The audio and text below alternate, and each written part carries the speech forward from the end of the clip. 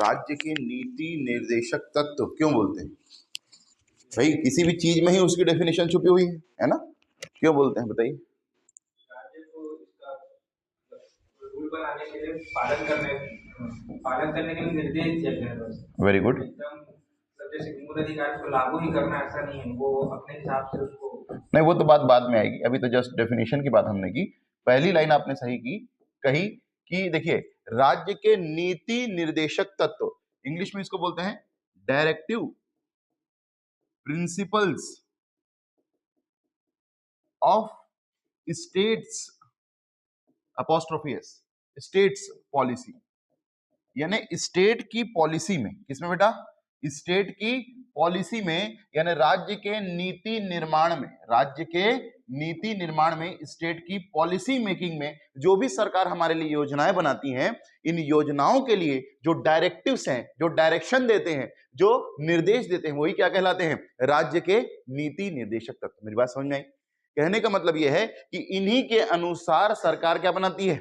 नियम और कानून बनाती है, जिसके अनुसार देश का शासन और प्रशासन चलता है। These are the directives according to which the government makes the policies, and according to the policies the polity, that is the governance and administration, दोनों को मिलाकर के ही राज्य व्यवस्था बोलते हैं। ठीक है, शासन और प्रशासन यानी गवर्नेंस और एडमिनिस्ट्रेशन, इन दोनों को मिलाकर के हम पॉलिटी बोलते हैं, जिसके अनुसार हमारी पॉलिटी रन करती है। क्लियर हुआ क्या? क्लियर हुआ क्या? और नियमों कानूनों को समाहित किया हुआ वह दस्तावेज जिसके अनुसार देश का शासन प्रशासन चलता है, उसको हम लोग क्या कहते हैं? संविधान। Constitution is the constitution of, constitution मतलब collection, constitution of rules and regulation, है ना, according to which the polity of the country run. समझ में आ गया? ठीक। अब देखो ये पहली बात, ये संविधान के कौन से भाग में दिया हुआ है? It is given in the part 4 of the constitution, भाग 4 में ये दिया हुआ है। क्लियर हो गया? हमने देखा भाग 1 केंद्र और राज्य क्षेत्र कहां से कहां तक बेटा? यूनियन एंड टेरिटरीज 1 से 4। फिर हमने देखा क्या? नागरिकता सिटीजनशिप कहां से कहां तक? 5 से 11। फिर हमने देखा क्या? मूल अधिकार कहां से कहां तक? 12 से 35, 12 से लेकर के 35। ये हमारा मूल अधिकार है पार्ट 3 के अंदर। अब हमारा पार्ट 4 शुरू होगा जो कहां से कहां तक रहेगा? 36 से 51। तो ये भाग 4 में दिया हुआ है। And the directive principles of the state policy are given in the article 36 to article 51। Clear हो गया? क्लियर हो गया? ठीक। तो सबसे पहली बात, भाग 4 में दिया हुआ है। कहां से कहां तक दिया हुआ है? 36 टू 51, 36 से लेकर के 51 तक। 1 से 4 पहला, 5 से 11 दूसरा, 12 से 35 मूल अधिकार, और 36 से 51 है directive principles of the state policy. Clear हो गया?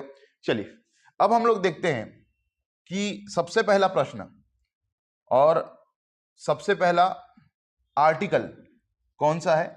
Article number 36। और यहीं से हम लोग डीपीएसपी की शुरुआत करेंगे, जैसे मूल अधिकारों की शुरुआत हमने आर्टिकल 12 से की थी। याद आ गया?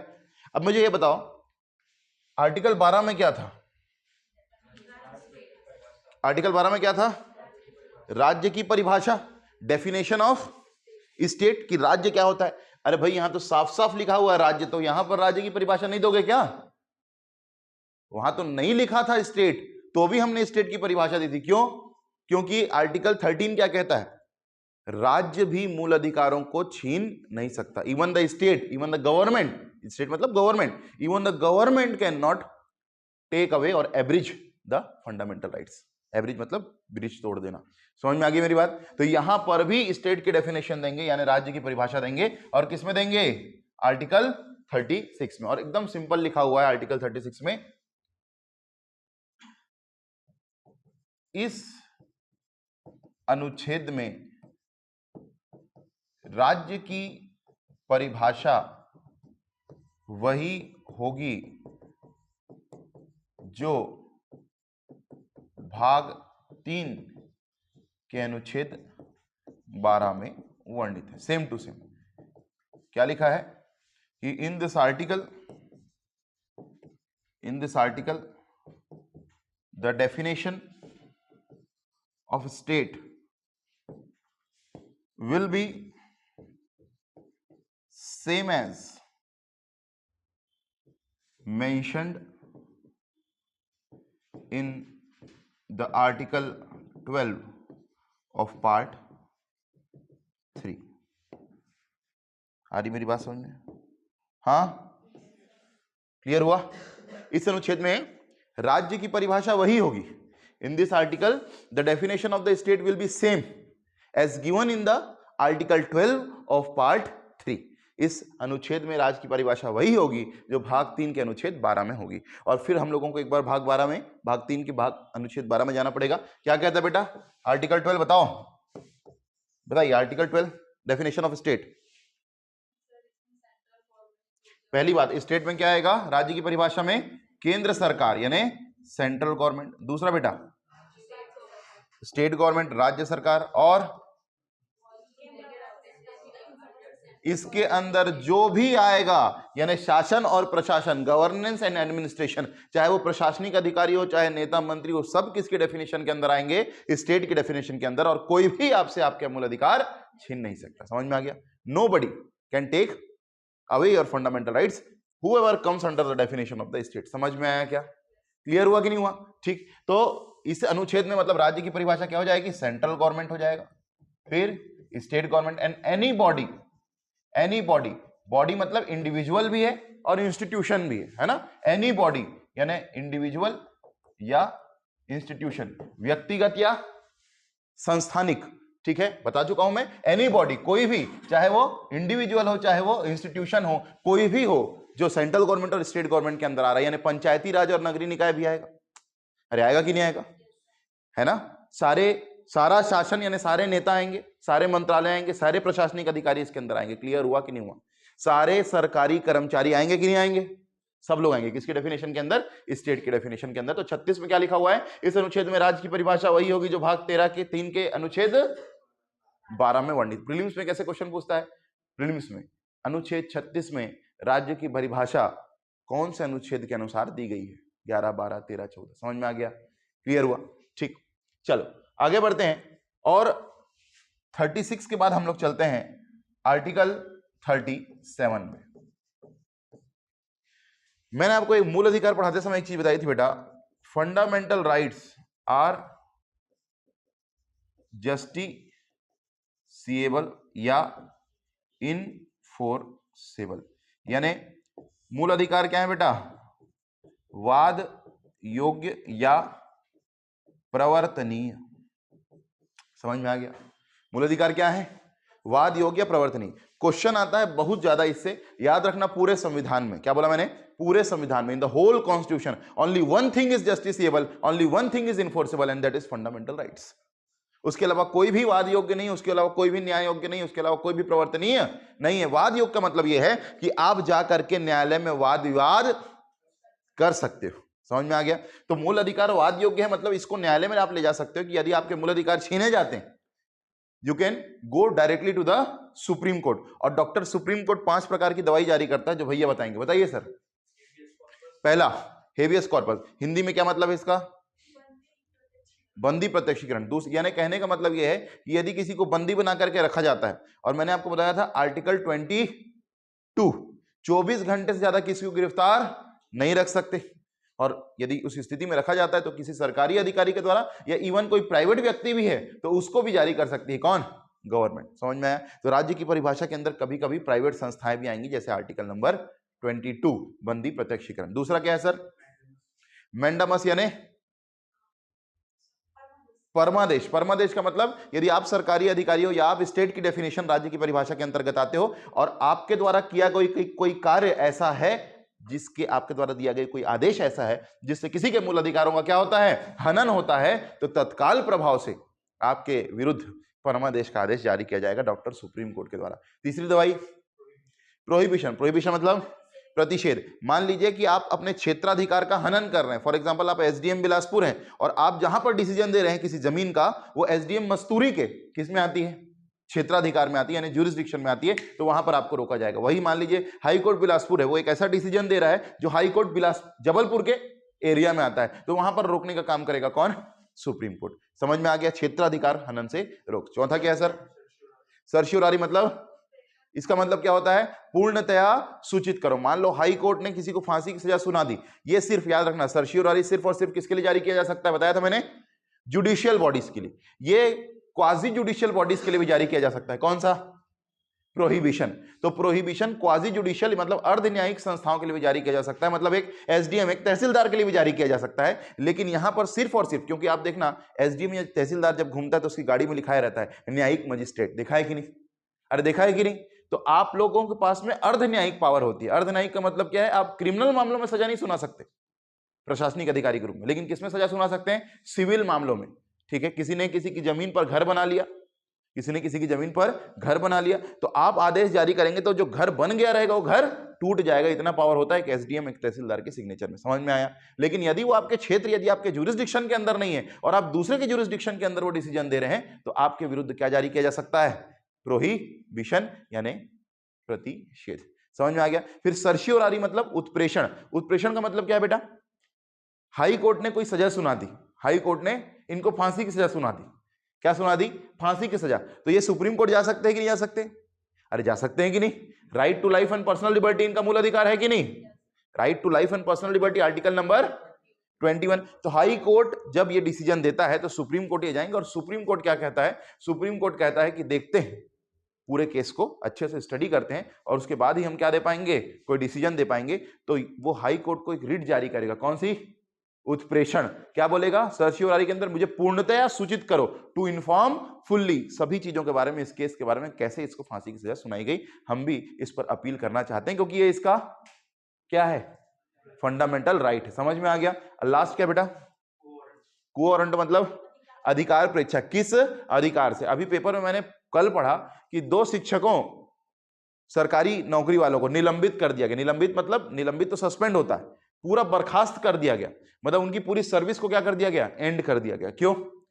क्योंकि वो फर्जी एसटी एससी प्रमाण पत्र बना करके नौकरी कर रहे थे, जबकि वो अनुसूचित जाति और जनजाति से नहीं आते थे। ऐसा कई केस होता है। इसलिए अभी देखना, अभी लोरमी से खड़े थे ना अरुण साव, लोरमी से एक निर्दलीय टॉर्च छाप में खड़े हुए थे, उनका नाम है संजीत बर्मन।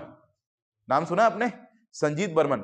और वो उस ग्रुप के हैं जो निर्वस्त्र दौड़ा था रायपुर में। सुना था आप? कुछ लड़के बिना कपड़ों के दौड़ गए थे, सुना था कि ना आपने? रायपुर में कुछ लड़के मरीन ड्राइव पर बिना कपड़े मतलब पूरे निर्वस्त्र दौड़ गए थे। क्यों? इसलिए क्योंकि बहुत सारे ऐसे लोग हैं जो फर्जी जाति प्रमाण पत्र बना करके नौकरी कर रहे हैं। तो वो जो भी लड़के थे वो अनुसूचित जाति और जनजाति से आते थे। उन्हीं में से एक है कौन? संजीत बर्मन, जो लोरमी से इस बार विधायक चुनाव में खड़े हुए हैं। ठीक है, तो किस अधिकार से, यानी क्वो वारंटो मतलब सुप्रीम कोर्ट ये पूछेगा एक प्रशासनिक अधिकारी को या किसी भी अधिकारी को कि किस अधिकार से आप उस पद पर बैठे हुए हैं, कि आप पटवारी बन गए हैं लेकिन आपके पास पीजीडीसीए नहीं है, या जो पीजीडीसीए की डिग्री आपके पास है वो आपने 60,000 रुपए में बनवाई है, फर्जी। मेरी बात समझ में आ रही है? तो you are having the capabilities, आपके पास वो क्षमता योग्यता है कि नहीं कि आप उस पद पर बैठ पाए। इसी को हम लोग क्या बोलते हैं? क्वो वारंटो। जैसे अभी मान लीजिए ऐसा यदि सिद्ध हो जाता है, मान लीजिए कि अभी जो केस चल रहा है हाई कोर्ट में है ना, तो मान लीजिए किसी को पोस्टिंग मिल गई, किसी लड़के को, और वो क्या बन गया? डिप्टी कलेक्टर बन गया। इवन यदि वो डिप्टी कलेक्टर बन भी गया और उसके विरुद्ध किसी ने केस लगाया, ठीक है, कि ये गलत तरीके से इस पोजीशन पर बैठा है, और यदि वो सिद्ध हो गया बेटा, तो उस प्रशासनिक अधिकारी, भले वो एसडीएम रहे चाहे कुछ भी रहे, उसके विरुद्ध हाई कोर्ट भी रिट जारी कर सकता है, सुप्रीम कोर्ट भी रिट जारी कर सकता है। हम लोग आर्टिकल 32 में क्या पढ़े थे? Supreme court. फिर मैंने आपको बताया था हाई कोर्ट भी जारी कर सकता है। कौन सा आर्टिकल के तहत? 226 के तहत। हाई कोर्ट या सुप्रीम कोर्ट उसको सीधा रिट जारी करेगा और बोलेगा किस अधिकार से आप उस पद पर बैठे हैं, क्योंकि आपका वहां बैठने का अधिकार नहीं है। आप एग्जाम दे के नहीं, आप 75 दे के आए हैं। समझ में आ गया? क्लियर हुआ कि नहीं? किस अधिकार से। ठीक है, इसको क्या बोलते हैं बेटा? रिट। तो ध्यान से सुनना, इसका मतलब है फंडामेंटल राइट्स क्या है? जस्टिसेबल। फंडामेंटल राइट्स के हनन पर आप कहां जा सकते हो? सीधा सुप्रीम कोर्ट जा सकते हो। याद रखना, पूरे संविधान में एक ही चीज वाद योग्य है, जिसका मतलब क्या है? मूल अधिकार। समझ में आया वाद योग का मतलब? पूरे संविधान में मूल अधिकारों के अलावा कुछ भी वाद योग्य नहीं है। तो प्रीलिम्स में प्रश्न आएगा तो बना लोगे कि नहीं बना लोगे? अरे मेंस का तो हम बनाएंगे ही, प्रीलिम्स में आप प्रश्न आएगा बना लोगे? ओनली जस्टिसेबल कौन है? फंडामेंटल। उसके अलावा कुछ भी, चाहे प्रस्तावना हो, चाहे डीपीएसपी हो, चाहे फंडामेंटल ड्यूटीज हो, कुछ भी वाद योग्य नहीं है। तो आर्टिकल 37 और कुछ नहीं, यही कहता है कि डीपीएसपी वाद योग्य नहीं। डीपीएसपीज आर नॉन जस्टिसेबल, वाद्यों को और क्या कहते हैं बेटा? हाँ, प्रवर्तनीय, justiciable. DPSP are not justiciable ना, नॉन जस्टिसिएबल और नॉन इन्फोर्सेबल, ध्यान से लिखना। In the whole constitution only one thing is enforceable, that is fundamental rights. Clear हो गया? ठीक है, तो इतनी अपने को चीज समझ में आ गई। ठीक, अब देखो मैं आपको बीच बीच में प्रीलिम्स शब्द का उपयोग इसलिए कर रहा हूं क्योंकि मुझे पता है कि आपका प्रीलिम्स भी आने वाला है, तो हम मेंस के लिए पढ़ रहे हैं। इसका मतलब ये नहीं है कि हम उस पर थोड़ा सा नहीं बोल सकते, थोड़ा सा बोल देंगे तो क्या हो जाएगा, आपके लिए फायदेमंद हो जाएगा। ठीक, चलिए 36 हो गया, 37 देखिए सेम टू सेम यहां पर भी कहानी है। जब हमने मूल अधिकार पढ़ा था तो हमने देखा था फंडामेंटल राइट्स के अंदर सबसे पहले हमने कौन सा आर्टिकल पढ़ा, आर्टिकल 12 और आर्टिकल 13। आर्टिकल 12 में राज्य की परिभाषा थी और आर्टिकल 13 में ऐसे ही कोई बात लिखी हुई थी। क्या यार लिखी हुई थी? जो भी लिखी हुई थी कि सरकार मूल अधिकारों को छीन नहीं सकती। अब 14 से शुरू हुआ था मूल अधिकार, याद है कि नहीं? कौन सा अधिकार? 14 से 18 समानता का अधिकार, 19 to 22 स्वतंत्रता का अधिकार, और एंड सो ऑन, हमने पूरा खत्म किया। अब देखना मेरी बात समझना, वैसे ही यहां पर 36 और 37 क्या था? डेफिनेशन। 36 और 37 में क्या था बेटा? परिभाषा। वाकई में डीपीएसपी की शुरुआत कहां से होगी? आर्टिकल नंबर 38 से। कहां से होगी? आर्टिकल नंबर 38 से। मेरी बात समझ में आ रही है? ठीक, तो देखना अब मेरी बात सुनना कि मैंने 6 मूल अधिकार बताए थे। कौन कौन से मूल अधिकार बताइए भैया? पहला, दूसरा, समानता का अधिकार कहां से कहां तक है? समानता का अधिकार को इंग्लिश में क्या बोलते हैं? Right to equality. दूसरा, 19 से 21 नहीं बेटा, 19 से 22। कौन सा अधिकार? क्या बोलते हैं इंग्लिश में? राइट टू लिबर्टी नहीं, राइट टू फ्रीडम, है ना? लिबर्टी वर्टी कैसे याद कर रहे हो? और बताओ आगे। राइट अगेंस्ट एक्सप्लॉइटेशन, कहां से कहां तक? 23-24। राइट अगेंस्ट एक्सप्लॉइटेशन क्या बोलते हैं बेटा? शोषण के विरुद्ध अधिकार बोलते हैं। 25 से 28 धार्मिक स्वतंत्रता का अधिकार, और 29-30 में अल्पसंख्यकों के लिए संवैधानिक संरक्षण, constitutional protection for the minorities. 32 में कॉन्स्टिट्यूशनल रेमेडीज। ये संविधान में दिया हुआ क्लासिफिकेशन है बेटा, इट इज कॉन्स्टिट्यूशनल क्लासिफिकेशन, संविधान में दिया हुआ है, इसलिए हम लोग इस प्रकार से पढ़ते हैं। मेरी बात समझ में आ रही?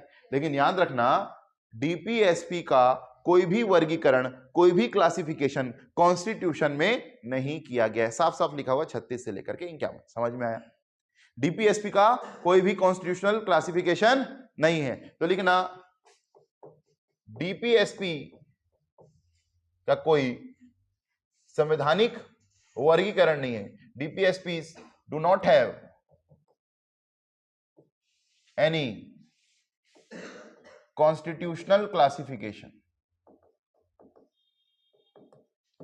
डीपीएसपीस का कोई संवैधानिक वर्गीकरण नहीं है। DPSPs do not have any constitutional classification. तो सर फिर इसको किसने क्लासिफाई किया? बेटा इसको क्लासिफाई करने वाला है लक्ष्मीकांत, इसको क्लासिफाई करने वाले हैं सुभाष कश्यप, इसको क्लासिफाई करने वाले हैं डीडी बसु, इसको क्लासिफाई करने वाले हैं प्रणव कपूर। ये बहुत सारी अलग अलग किताबें आती हैं और इन लोग कहलाते हैं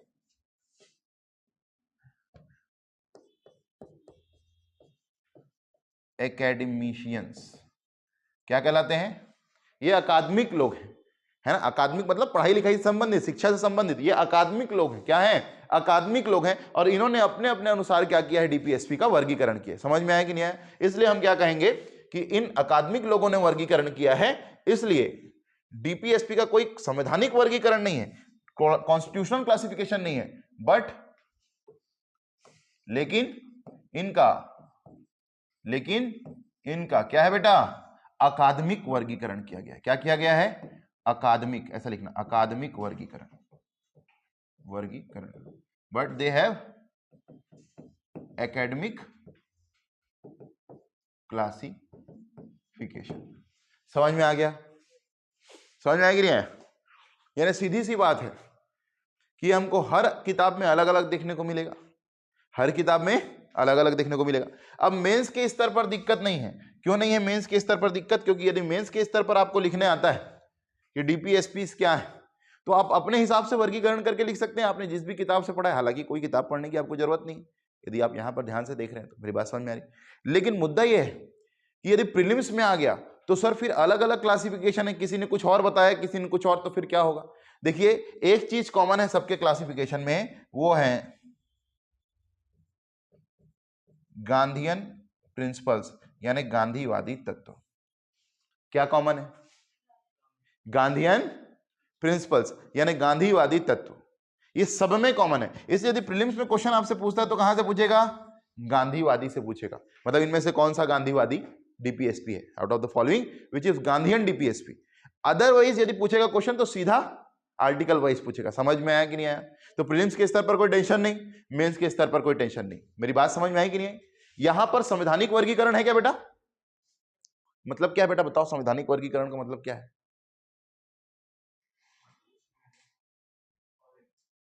अरे हाँ, संविधान में वर्गीकरण नहीं किया गया है सर, जैसा मूल अधिकार का किया गया है कि समानता का अधिकार, स्वतंत्रता का अधिकार, ये संविधान में लिखा हुआ है, राइट टू इक्वालिटी, देख लेना बेयर एक्ट उठा के, लेकिन यहां पर नहीं लिखा हुआ है। संविधान में वर्गीकरण नहीं, तो कौन वर्गीकरण करेगा? अकादमिक लोग। कौन करेंगे? अकादमिक लोग, एकेडमिशियंस। और एकेडमिशियंस जो हैं या अकादमिक लोग जो हैं वो क्या वर्गीकरण करेंगे? अकादमिक वर्गीकरण करेंगे, एकेडमिक क्लासिफिकेशन करेंगे। समझ में आया क्या? क्लियर हो गया? अलग अलग अकादमिक लोग अलग अलग अकादमिक वर्गीकरण करेंगे। तो सर फिर फंसेंगे हम कहां? कहीं नहीं फंसोगे, क्योंकि गांधीवादी एक चीज सब में कॉमन है, वो क्या है? Gandhian principle. और ये डायरेक्टली पूछता है, आर्टिकल वाइज नहीं। आर्टिकल वाइज तो कहीं से भी पूछ सकता है, 37 क्या है, 39 क्या है, 44 क्या है, 51 क्या है। मेरी बात समझ में आ रही? ठीक। लेकिन यदि पूछेगा मतलब सेक्शन वाइज, जैसे मूल अधिकार में पूछता था कौन सा स्वतंत्रता का अधिकार नहीं है, कौन सा समानता का अधिकार नहीं है, which of the following is not right to freedom. समझ में आया कि नहीं आया? ठीक। तब आपको उसमें टेंशन नहीं लेना, एक ही पूछ सकता है प्रीलिम्स के अंदर, कौन सा? गांधीवादी। और बाकी मेंस में लिखना है तो फिर हम अपने हिसाब से लिखेंगे। क्लियर हो गया? अपने हिसाब से वर्गीकरण करेंगे। तो चलिए अब हम लोग जो वर्गीकरण करना शुरू करते हैं डीपीएसपी का। आपको डीपीएसपी के बारे में क्या क्या बात पता चल गई? सबसे पहली बात, डीपीएसपी कौन से भाग में है, कहां से कहां तक? 36 से 51। ये वो निर्देश हैं जो राज्य को नीति निर्माण में सहायता करते हैं। ठीक है, this are the directives which help the government in policy making. ठीक। डीपीएसपी वाद योग्य है कि नहीं? वाद योग्य नहीं है, जस्टिसेबल नहीं है, प्रवर्तनीय नहीं है, इन्फोर्सेबल नहीं।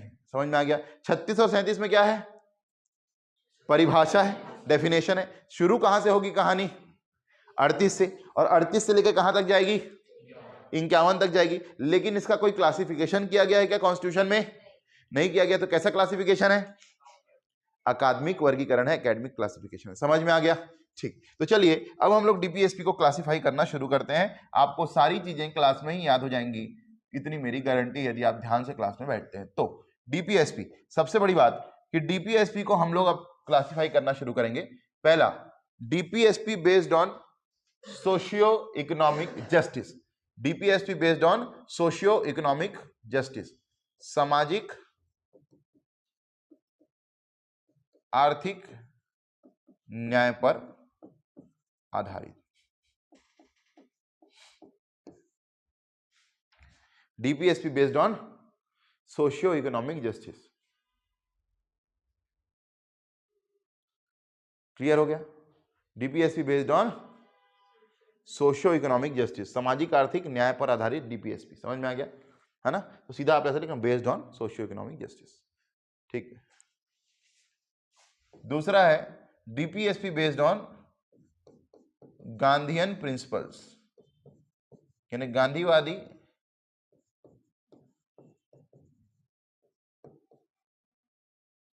सिद्धांत या गांधीवादी तत्वों पर आधारित।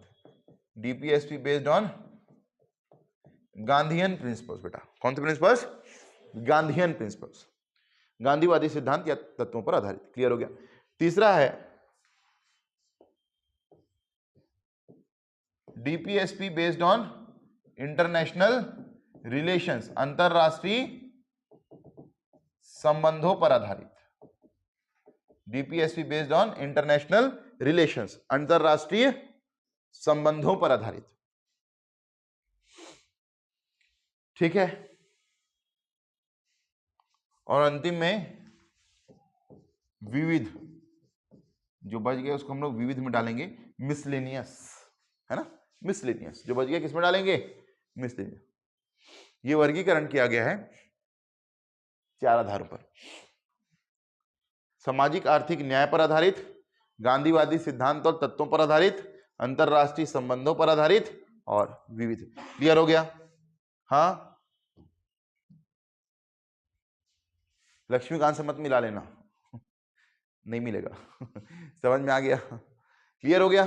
DPSP based on 4 principles. पहला क्या है? सामाजिक आर्थिक न्याय पर आधारित, गांधीवादी सिद्धांत या तत्वों पर आधारित, तीसरा अंतरराष्ट्रीय संबंधों पर आधारित, और चौथा विविध। ठीक है, मेंस के स्तर पर कई बार, एक दो बार पूछ चुका है सामाजिक आर्थिक न्याय पर आधारित डीपीएसपी क्या है, तो ये भी वर्गीकरण आपको सभी में समान मिलेगा। प्रीलिम्स में गांधीवादी से पूछता है, मेंस में सामाजिक से भी पूछ सकता है, गांधीवादी से पूछ सकता है, अंतरराष्ट्रीय संबंधों से पूछ सकता है। तो सबसे पहले हम लोग शुरू कर रहे हैं जो सबसे छोटा है, जिसका नाम है अंतरराष्ट्रीय संबंधों पर आधारित। इसके अंदर मात्र एक ही आर्टिकल है। कितना आर्टिकल है? एक ही आर्टिकल है, based on international relation. Article number सबसे लास्ट वाला 51, अंतरराष्ट्रीय संबंधों पर आधारित, बेस्ड ऑन इंटरनेशनल रिलेशन। ठीक है ना? प्रीलिम्स में एक दो बार ये भी पूछ चुका है क्वेश्चन, ये कौन सा अनुच्छेद है जो अंतरराष्ट्रीय संबंधों की बात करता है ना? Which article talks about international relation. कुछ नहीं बोल रहा, डीपीएसपी उसपी कुछ नहीं बोल रहा। इन द कॉन्स्टिट्यूशन, पूरे संविधान में कौन सा अनुच्छेद है जो किसकी बात करता है? अंतरराष्ट्रीय संबंधों की। क्या बोलोगे? आर्टिकल 51। आर्टिकल 51 कहता है कि राज्य यानी सरकार, राज्य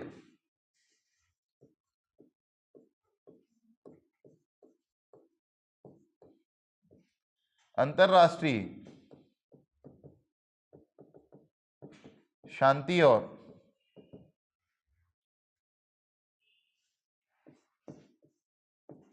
सुरक्षा स्थापित करने में अपना योगदान देगा। अब ये राज्य की बात हो रही है, मतलब ये सिर्फ भारत के राज्य की बात हो रही है, ऑब्वियस सी बात है, क्योंकि ये इंडियन कॉन्स्टिट्यूशन है।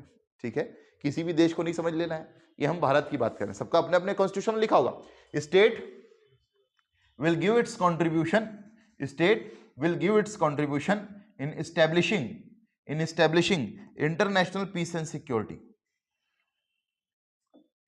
in establishing international peace and security.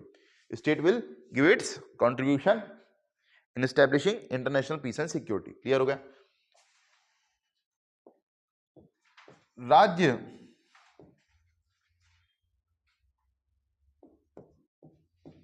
न केवल अपनी अपितु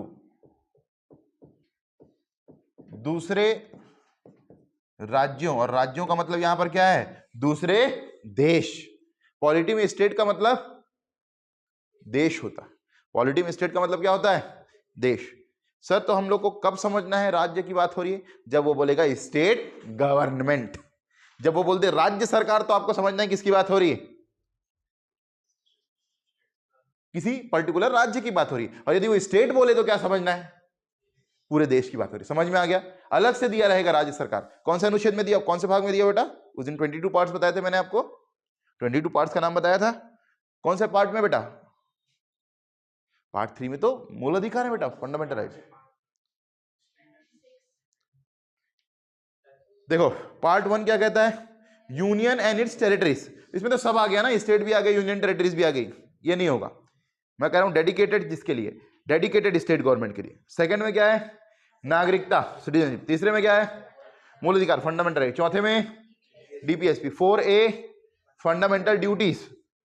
पार्ट 5 केंद्र सरकार, यूनियन गवर्नमेंट। पार्ट 6 राज्य सरकार, स्टेट गवर्नमेंट। समझ में आ गया? तो अलग से जब तक नहीं बोलेगा स्टेट गवर्नमेंट, तब तक आपको स्टेट का मतलब क्या समझना है? देश। समझ में आ गया? तो क्या बोल रहे हैं यहां पर? राज्य न केवल अपनी अपितु दूसरे राज्यों की भी संप्रभुता का क्या करेगा? सम्मान करेगा। State will respect not only its own sovereignty, है ना? State will respect not only its own sovereignty but the sovereignty of the other states also. यानी भारत देश, इसका मतलब क्या है? संप्रभुता का मतलब क्या है? संप्रभुता का मतलब प्रस्तावना में पढ़ाया था, बता बेटा, प्रस्तावना में पढ़ाया था संप्रभुता का मतलब क्या, बता। हाँ, सोवरेन का मतलब क्या है?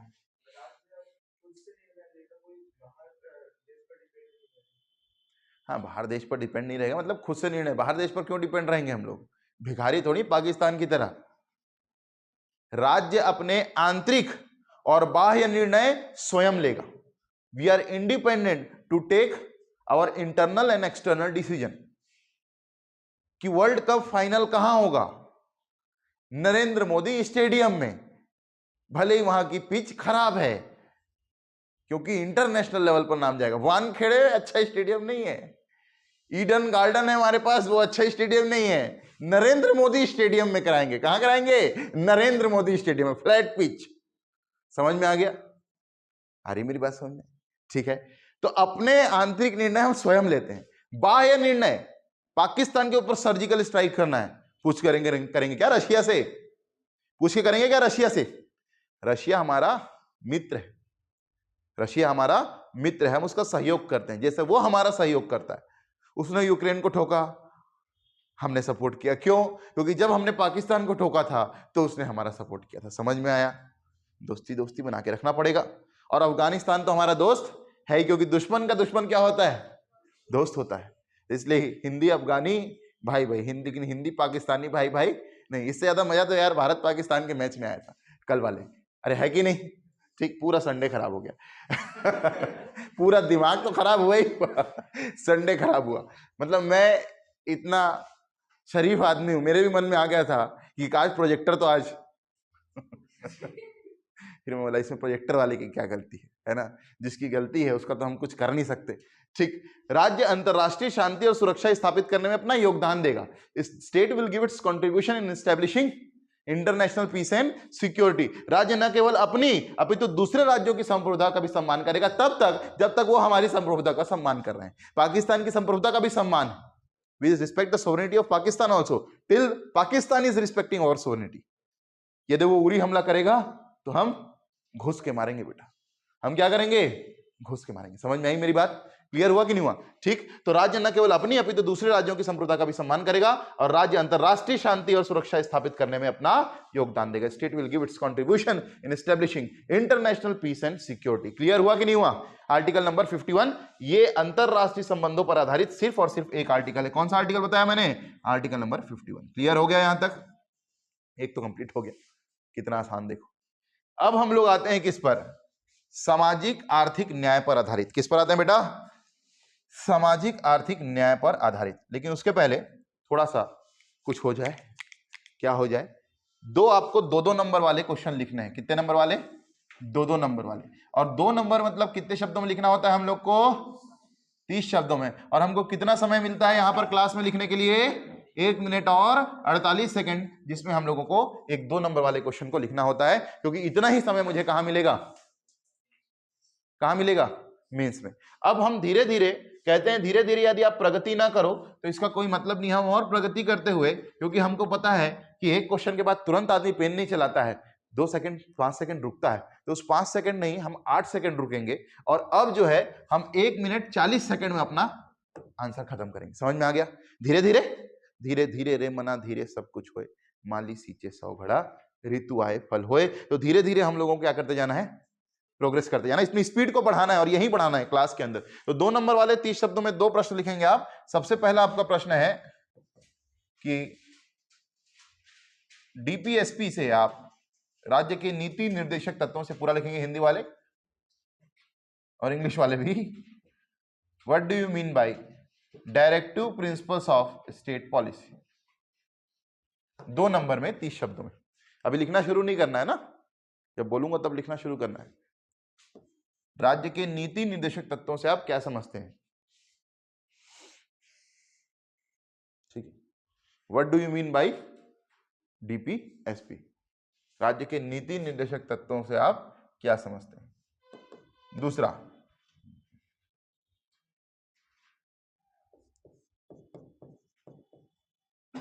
अनुच्छेद 51 को परिभाषित करें। Define article 51।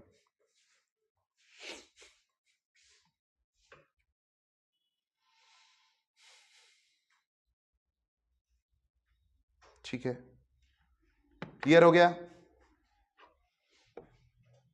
तैयार है? अब लिखना तो शुरू नहीं कर दिए पीछे? हाँ, नहीं नहीं उसको बोल, ठीक। चलिए अब पहला सीधा आंसर लिखेंगे पहले का, what do you mean by DPSP, इसको पहले लिखना है। राज्य के नीति निर्देशक तत्वों से आप क्या समझते हैं? स्पीड लिमिट का ध्यान रखेंगे, स्पीड को ध्यान रखेंगे, वर्ड लिमिट का ध्यान रखेंगे। लिमिट मतलब लिमिट को क्रॉस नहीं करना है, थोड़ा कम हो जाएगा, मतलब फर्स्ट +-5 चल सकता है, 25 से 35 चल सकता है, 20 भी नहीं होना चाहिए, इतना कम भी नहीं होना चाहिए, और 40 भी नहीं होना चाहिए। मेरी बात समझ में आ रही है? क्योंकि स्पेस आपके पास डिफाइंड है। क्लियर हो गया? चलिए आपका समय शुरू होता है अब।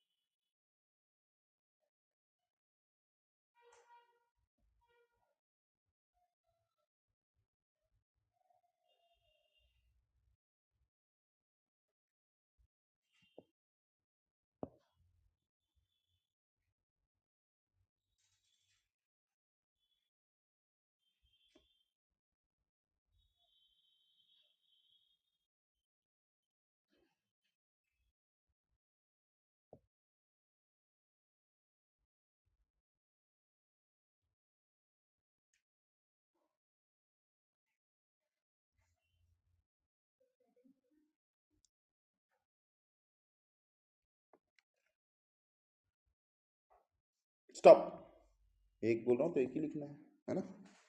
ठीक हो गया, हो गया, जितना भी हुआ उतना हो गया। अब दूसरा स्टेटमेंट लिखना, दूसरा क्वेश्चन लिखना शुरू करेंगे, दूसरा आंसर। ठीक है, चलिए आपका समय शुरू होता है अब।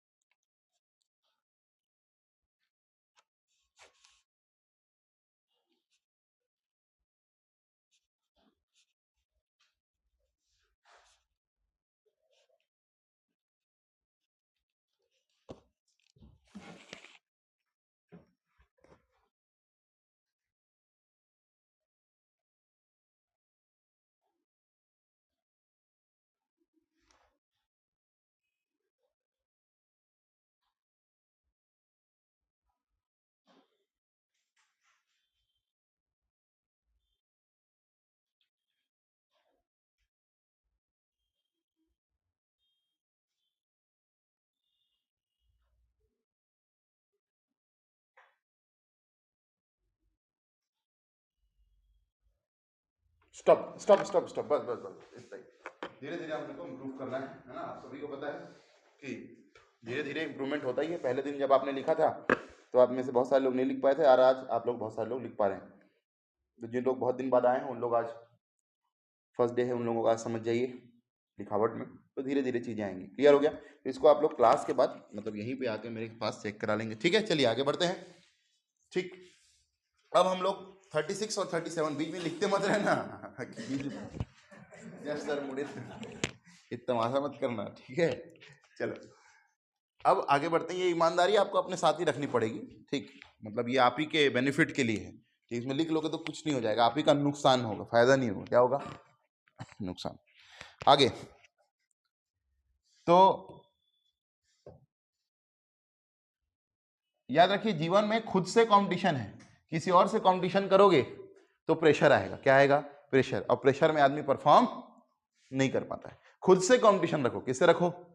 आप कितने भी बड़े मेधावी छात्र हो और आपने कितनी भी मेहनत की है, यदि आप उस दिन प्रेशर में आ गए तो पूरी क्षमता, पूरी काबिलियत होने के बाद भी, अरे खाली पिच की गलती थोड़ी ना है यार, है ना, खाली पिच की गलती थोड़ी ना है, वो तो हम ऐसे ही कह रहे हैं अपना फ्रस्ट्रेशन के लिए, हटाने के लिए, ठीक है, लेकिन गलती तो हमारे प्लेयर्स की भी है। ऑस्ट्रेलिया से शानदार टीम होने के बावजूद हम हार गए। कारण क्या है? प्रेशर में हम परफॉर्म नहीं कर पाए। ठीक, चलो शुभमन गिल का समझ में आता है, नया लड़का है। अरे सूर्य कुमार यादव, एक तो तुम इतने दिन बाद आए हो, च्युइंगम तुम चबाते हो तो ऐसा लगता है नहीं पता क्या चबा रहे हो, और लगा अब तो आज तो मारेगा तू, आज भी नहीं मारेगा। तो विराट कोहली और रोहित शर्मा तो अपना काम कर दिया, है ना। मोहम्मद शमी पूरा चले लेकिन आज चले ही नहीं। ठीक, और कोई जोड़ी ऐसी नहीं थी। अब कई बार फिर व्हाट्सएप स्टेटस में आने लगा कि हमें जरूरत है कि युवराज सिंह की। मैंने कहा 2003 से 2023 तक, है ना, बहुत सारे लोगों के स्टेटस में आया, और वाकई में युवराज सिंह थे जो ऑस्ट्रेलिया के खिलाफ खेलते थे। लेकिन क्या हम लोग एक ही पर बेस हो सकते हैं? 4 चीज सीखने वाली है बेटा। ओवर कॉन्फिडेंस हम बार बार सुनते हैं, हमको कभी एग्जाम में अंडर कॉन्फिडेंट नहीं होना है। क्या नहीं होना है? Under confident. थोड़ा बहुत ओवर कॉन्फिडेंस चलता है, अंडर कॉन्फिडेंट नहीं होना है। देखो, जो नहीं पढ़ा है उसका तो ओवर कॉन्फिडेंट होना ही अच्छा है, जो पढ़ के ही नहीं गया है ना, तो वो तो ओवर कॉन्फिडेंट ही रहे तभी सही है। जो पढ़ के गया है वो कॉन्फिडेंट रहेगा और उसको हमेशा डर लगता रहेगा। पूरा इतना पढ़ने के बाद भी, पूरे साल भर तैयारी करने के बाद भी लगेगा कल मेरा होगा कि नहीं होगा, कल मेरा होगा कि नहीं होगा। ये जो कल मेरा होगा कि नहीं होगा है ना, वही आपको फेल कर देता है। यदि आप इसको लीग मैच समझ के खेलते हैं, सोच का ही तो फर्क है। सोच लो ये क्या चल रहा है, लीग मैच, और खेलो, सोच लो ये मॉक टेस्ट चल रहा है, और फिर परफॉर्म करो, तब वो वाला प्रेशर नहीं आएगा कि प्रीलिम्स है, प्रीलिम्स है, प्रीलिम्स है। समझ में आ रही मेरी बात? क्लियर हुआ? लेकिन क्या आप कैसे करोगे? सबसे बड़ा स्टेडियम है दुनिया का, जहां नीले जर्सी में बैठे लोग नीली क्रांति कर रहे हैं। अब प्रीलिम्स देने जाओगे तो ऑब्वियस सी बात है, जब मॉक टेस्ट देने जाते हो तो आपको पता है कि मैं पहले भी उठ जाऊंगा तो मुझे कोई रोकने वाला नहीं है। लेकिन उस सेटअप में जब आप दोगे तो प्रेशर तो होगा। उस प्रेशर को हैंडल कौन कर पाता है, वही क्या बनेगा? विजेता बनेगा। जो प्रेशर को हैंडल करता है वही क्या बनेगा? विजेता बनेगा। It doesn't matter where you start, it matters where you end. आप कहां से शुरुआत करते हैं, आपने अभी तक कितनी पढ़ाई की, वो मैटर नहीं करता। अब आप कितनी पढ़ाई करते हैं अपने प्रीलिम्स के लिए या आने वाले मेंस के लिए, ये मैटर करता है। मेरी बात समझ में आ रही है? और अंत में आप कैसा परफॉर्म करेंगे, द डूम्स डे, वही आपका निर्धारक दिन होने वाला है। ठीक है, तो अंडर कॉन्फिडेंट नहीं होना है, प्रेशर में अंडर परफॉर्म नहीं करना है। दूसरी चीज कि आपको कभी भी किसी भी परिस्थिति के लिए क्या रहना है? तैयार रहना। You should be prepare for any condition. कई बार आपको घुटकू में मिल गया क्या? सेंटर, जहां प्राइमरी स्कूल में तो बेटा बच्चे छोटे छोटे रहेंगे, है ना, बच्चे लोगों की तशरीफ भी छोटी छोटी रहती है। आपकी तशरीफ बड़ी है, नहीं आएगी वहां। बनत नहीं बैठत नहीं बना थे, मोर तो पूरा कन्हैया पिरात रही, मोर प्रीलिम्स नहीं बनी, महकत रही, टॉयलेट बगल में रही, खीक स्कूल में बोला सेंटर मिले रही।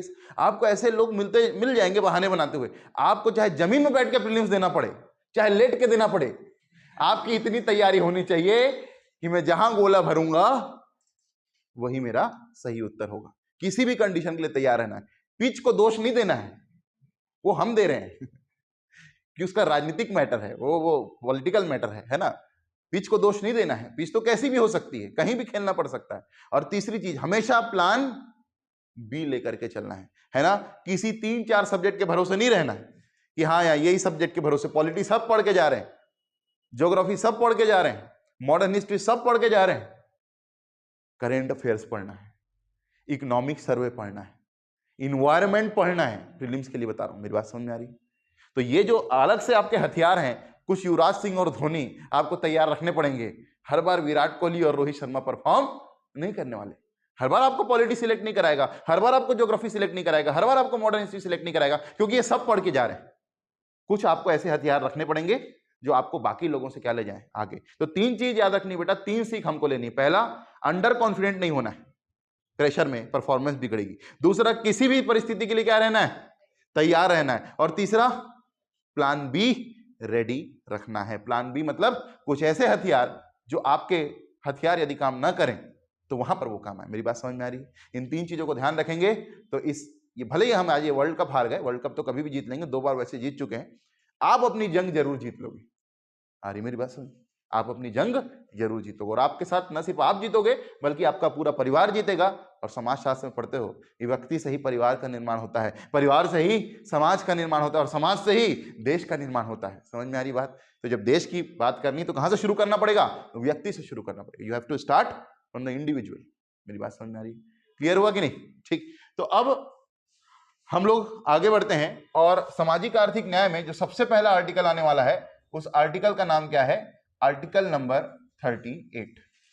आर्टिकल नंबर 38 बहुत फेमस प्रश्न है प्रीलिम्स का, इसी आर्टिकल से आता है। कल्याणकारी राज्य की स्थापना कौन करते हैं? डायरेक्ट आर्टिकल नहीं पूछता है ना। विच of the following establishes welfare state?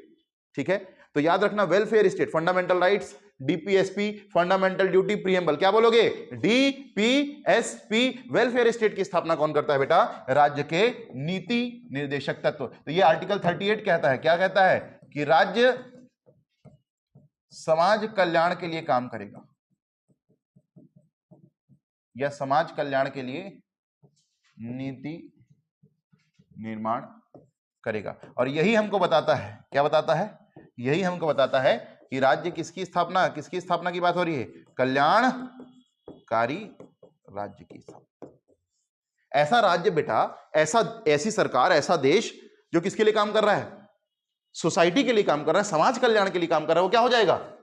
कल्याणकारी राज्य हो जाएगा। It will be known as welfare state. तो 2 प्रकार से क्वेश्चन पूछता है। वेलफेयर स्टेट की स्थापना कौन करते हैं? डीपीएसपी। और कौन सा आर्टिकल? आर्टिकल नंबर 38, है ना। राज्य किसके लिए काम करेगा? समाज कल्याण के लिए काम करेगा, यानी वो जो भी नीति निर्माण करेगा, जो भी पॉलिसी मेकिंग करेगा, किसमें करेगा? समाज के कल्याण में। सरस्वती साइकिल योजना, महतारी जतन योजना, जच्चा बच्चा योजना, सुपोषण अभियान, खूबचंद बघेल स्वास्थ्य सहायता योजना, राज्य सरकार भी आएगी। आयुष्मान योजना, प्रधानमंत्री ग्राम सड़क योजना, गांव की अर्थव्यवस्था को किससे जोड़ रहे हैं? शहर की अर्थव्यवस्था से। कितनी बड़ी योजना है। जब तक प्रधानमंत्री ग्राम सड़क योजना नहीं आई थी, गांव की अर्थव्यवस्था का विकास शुरू हुआ था क्या? नहीं हुआ। किसानों के पास धान तो है, लेकिन धान को बेचने के लिए लाएं कैसे? क्योंकि रोड ही खराब। बेटा बहुत बड़ी बात है ये। जब हम लोग शहर में रहते तो हमको चीजें समझ में नहीं आती, और आप लोग उस जनरेशन में पैदा हुए हैं, और हम लोग भी, जहां प्रधानमंत्री ग्राम सड़क योजना क्या हो चुकी थी? शुरू हो चुकी थी। उस समय के लोगों से पूछेगा, अपने माता पिता से, कि वाकई में प्रधानमंत्री ग्राम सड़क योजना क्या थी, जो अटल बिहारी वाजपेयी जी के समय शुरू हुई थी। He was the man who started PMGSY, प्रधानमंत्री ग्राम सड़क योजना, जहां गांव-गांव शहर की अर्थव्यवस्था से जुड़े। और जो गांव का आज आपको विकास दिखाई देता है, उसका सबसे बड़ा सुनिश्चित करने वाला कारक क्या है? प्रधानमंत्री ग्राम सड़क योजना। समझ में आया कि नहीं आया? क्लियर हुआ कि नहीं? स्टेडियम बनाने पर ध्यान नहीं दिया बेटा उन्होंने ध्यान दिया सड़कें बनाने पर। समझ में आई मेरी बात? ठीक, सबसे बड़ी बात, राज्य समाज कल्याण के लिए काम करेगा। और समाज कल्याण किसमें बेटा? नीति निर्माण जो भी करेगा, जो भी पॉलिसी मेकिंग करेगा, किसके लिए करेगा? सोशल वेलफेयर के लिए। कौन सा आर्टिकल कहता है? Article number 38। क्लियर हो गया? ठीक, कि the state will follow social welfare in policy making. ठीक है, और यही दिखाता है किसको? कि we are a socialist state. हम लोग क्या है बेटा? एक समाजवादी राष्ट्र है। प्रस्तावना पढ़े थे हम, भारत के लोग भारत को एक संपूर्ण प्रभुत्व संपन्न समाजवादी पंथ निरपेक्ष लोकतंत्रात्मक गणराज्य बनाने के लिए, समाजवादी, we the people of India having solemnly resolve to constitute India into a sovereign socialist secular democratic republic. तो ये जो हम लोग सोशलिस्ट लिखे हुए हैं, ये सोशलिस्ट का सबसे बड़ा उदाहरण क्या है? Directive principles of state policy. और directive principles of state policy समाजवाद का उदाहरण है। Directive principles of state policy are the example of the best example of a socialist state. ये कौन सा आर्टिकल हमको बताता है? Article number 38। कौन सा आर्टिकल बेटा? Article number 38। और इसलिए मैंने कहा, यदि यहां पर समाज कल्याण की बात हो रही है, तो हम लोग क्या पढ़ रहे हैं? सामाजिक आर्थिक न्याय पर आधारित DPSP. We are studying the DPSP based on socio economic justice. यही तो पढ़ रहे हैं हम लोग। क्लियर हुआ? तो इसमें सबसे पहला कौन सा बेटा? सामाजिक आर्थिक न्याय पर आधारित आर्टिकल नंबर 38। राज्य किसके लिए काम करेगा? समाज कल्याण के लिए काम करेगा। किसके लिए काम करेगा? समाज कल्याण के लिए काम करेगा। क्लियर हो गया?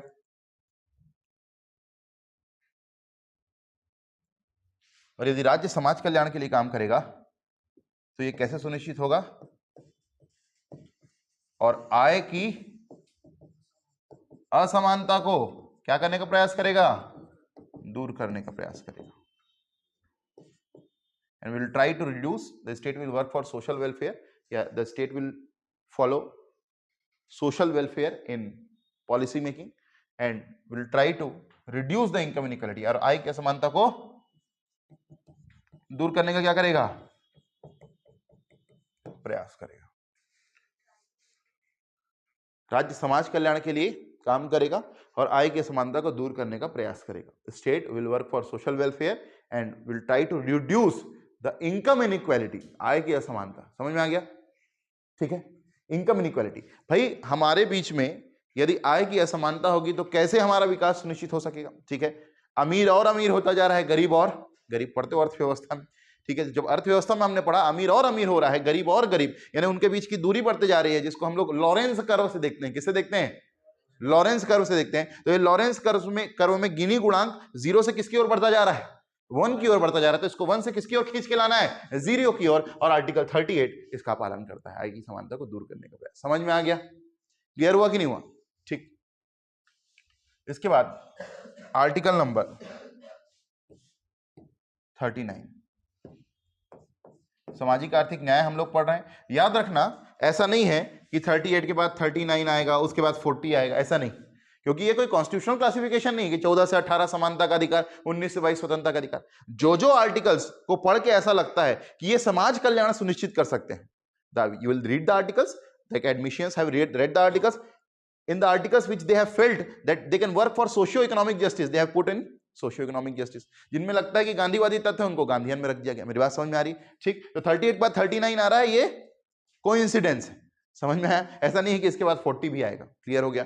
आर्टिकल 39, आर्टिकल 39 में आपको 4 चीजें याद रखनी है। कितनी चीजें याद रखनी है?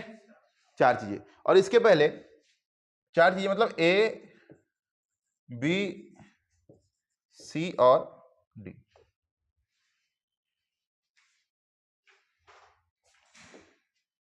ठीक है,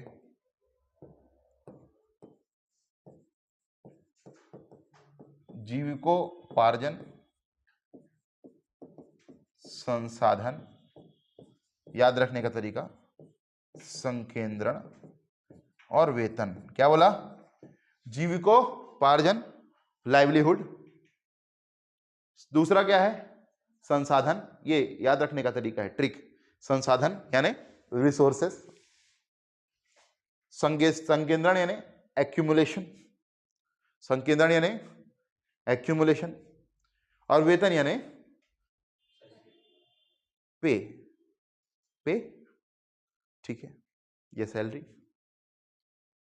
जीविकोपार्जन, संसाधन, संकेंद्रण और वेतन। क्या याद रखना है? जीविकोपार्जन, संसाधन, संकेंद्रण और वेतन। जीविकोपार्जन, जीविकोपार्जन का मतलब क्या है?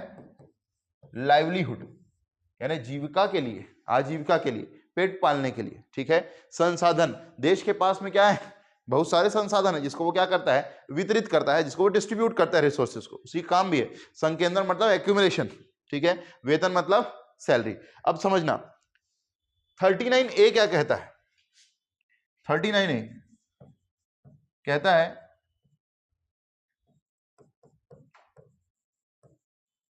जीविकोपार्जन के स्त्री पुरुषों को, स्त्री पुरुषों को जीविकोपार्जन के समान अवसर उपलब्ध कराना।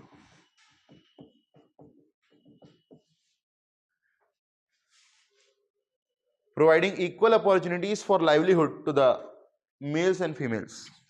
जीविकोपार्जन से याद रखना। क्लियर हुआ कि नहीं? Livelihood, providing equal opportunities for livelihood to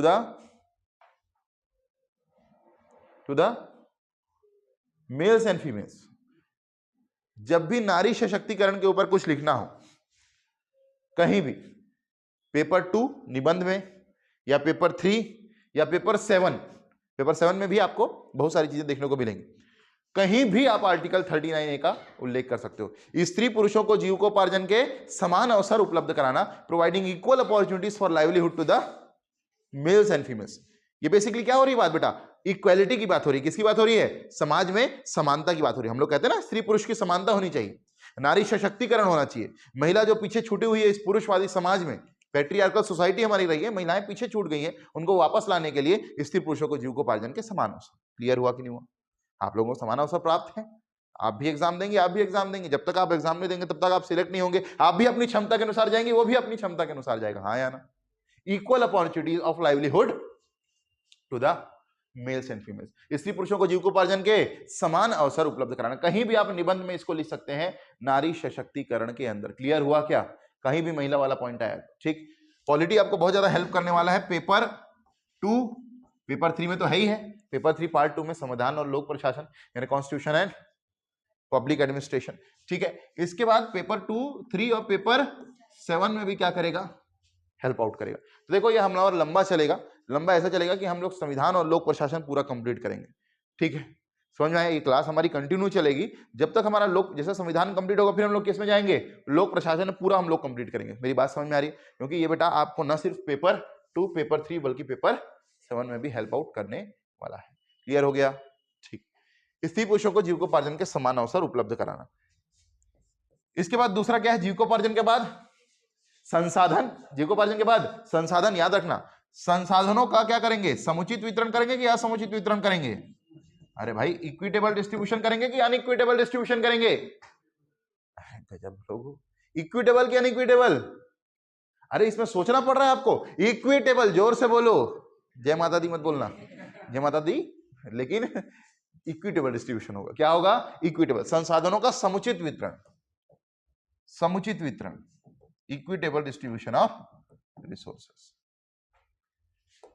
अब इसका मतलब क्या है? सबको बराबर बांटना इसका मतलब नहीं बेटा, सबको बराबर बांटना इसका मतलब नहीं है। स्थिति के आधार पर, on the basis of condition, एक पॉवर्टी लाइन बनती है। क्या बनती है? गरीबी रेखा। गरीबी रेखा जिसे आज तक किसी ने नहीं देखा। गरीबी रेखा मान लो ऐसा है फॉर एग्जाम्पल कि जिस व्यक्ति को महीने का 3,000 रुपए मिल जाता है ना, इसको हमने 3,000 रुपए को पॉवर्टी लाइन बना दिया। क्या बना दिया? 3,000 रुपए पर मंथ को हमने पॉवर्टी लाइन बना दिया। सिंपली बात बता रहा हूं, यदि इसके नीचे कोई है, इस लाइन के कोई नीचे है, पॉवर्टी लाइन के कोई नीचे है, तो क्या कहलाएगा? Below poverty. इसी को क्या कहते हैं? बीपीएल। सुना होगा आपने? अरे सुना है कि नहीं? इसके कोई ऊपर कमा रहा है तो उसको क्या करेंगे? Above poverty line. इसी को क्या कहते हैं? APL, above poverty line. आप छत्तीसगढ़ में पढ़ोगे कि राशन जो बांटा जाता है, राशन जो बांटा जाता है वो बीपीएल को सस्ता बांटा जाता है, सस्ते रेट पर, है ना, और ज्यादा क्वांटिटी में, और इसको ज्यादा रेट पर या कम क्वांटिटी में। समझ में आ गया? ठीक। क्यों? क्योंकि इसकी जरूरत ज्यादा है, इसकी जरूरत कम है।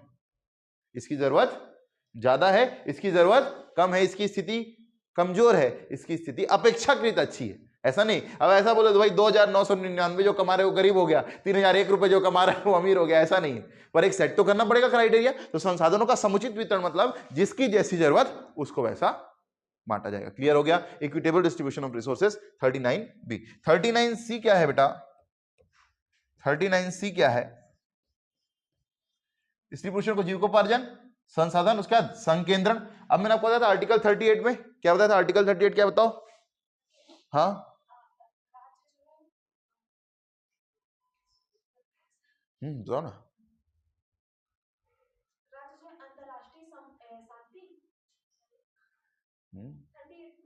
हाँ हाँ, अंतरराष्ट्रीय शांति तो बेटा आखिरी में होगी ना, पहले राष्ट्रीय की बात कर लो, अंतरराष्ट्रीय तो आखिरी में। बताओ भैया क्या है आर्टिकल 38 में?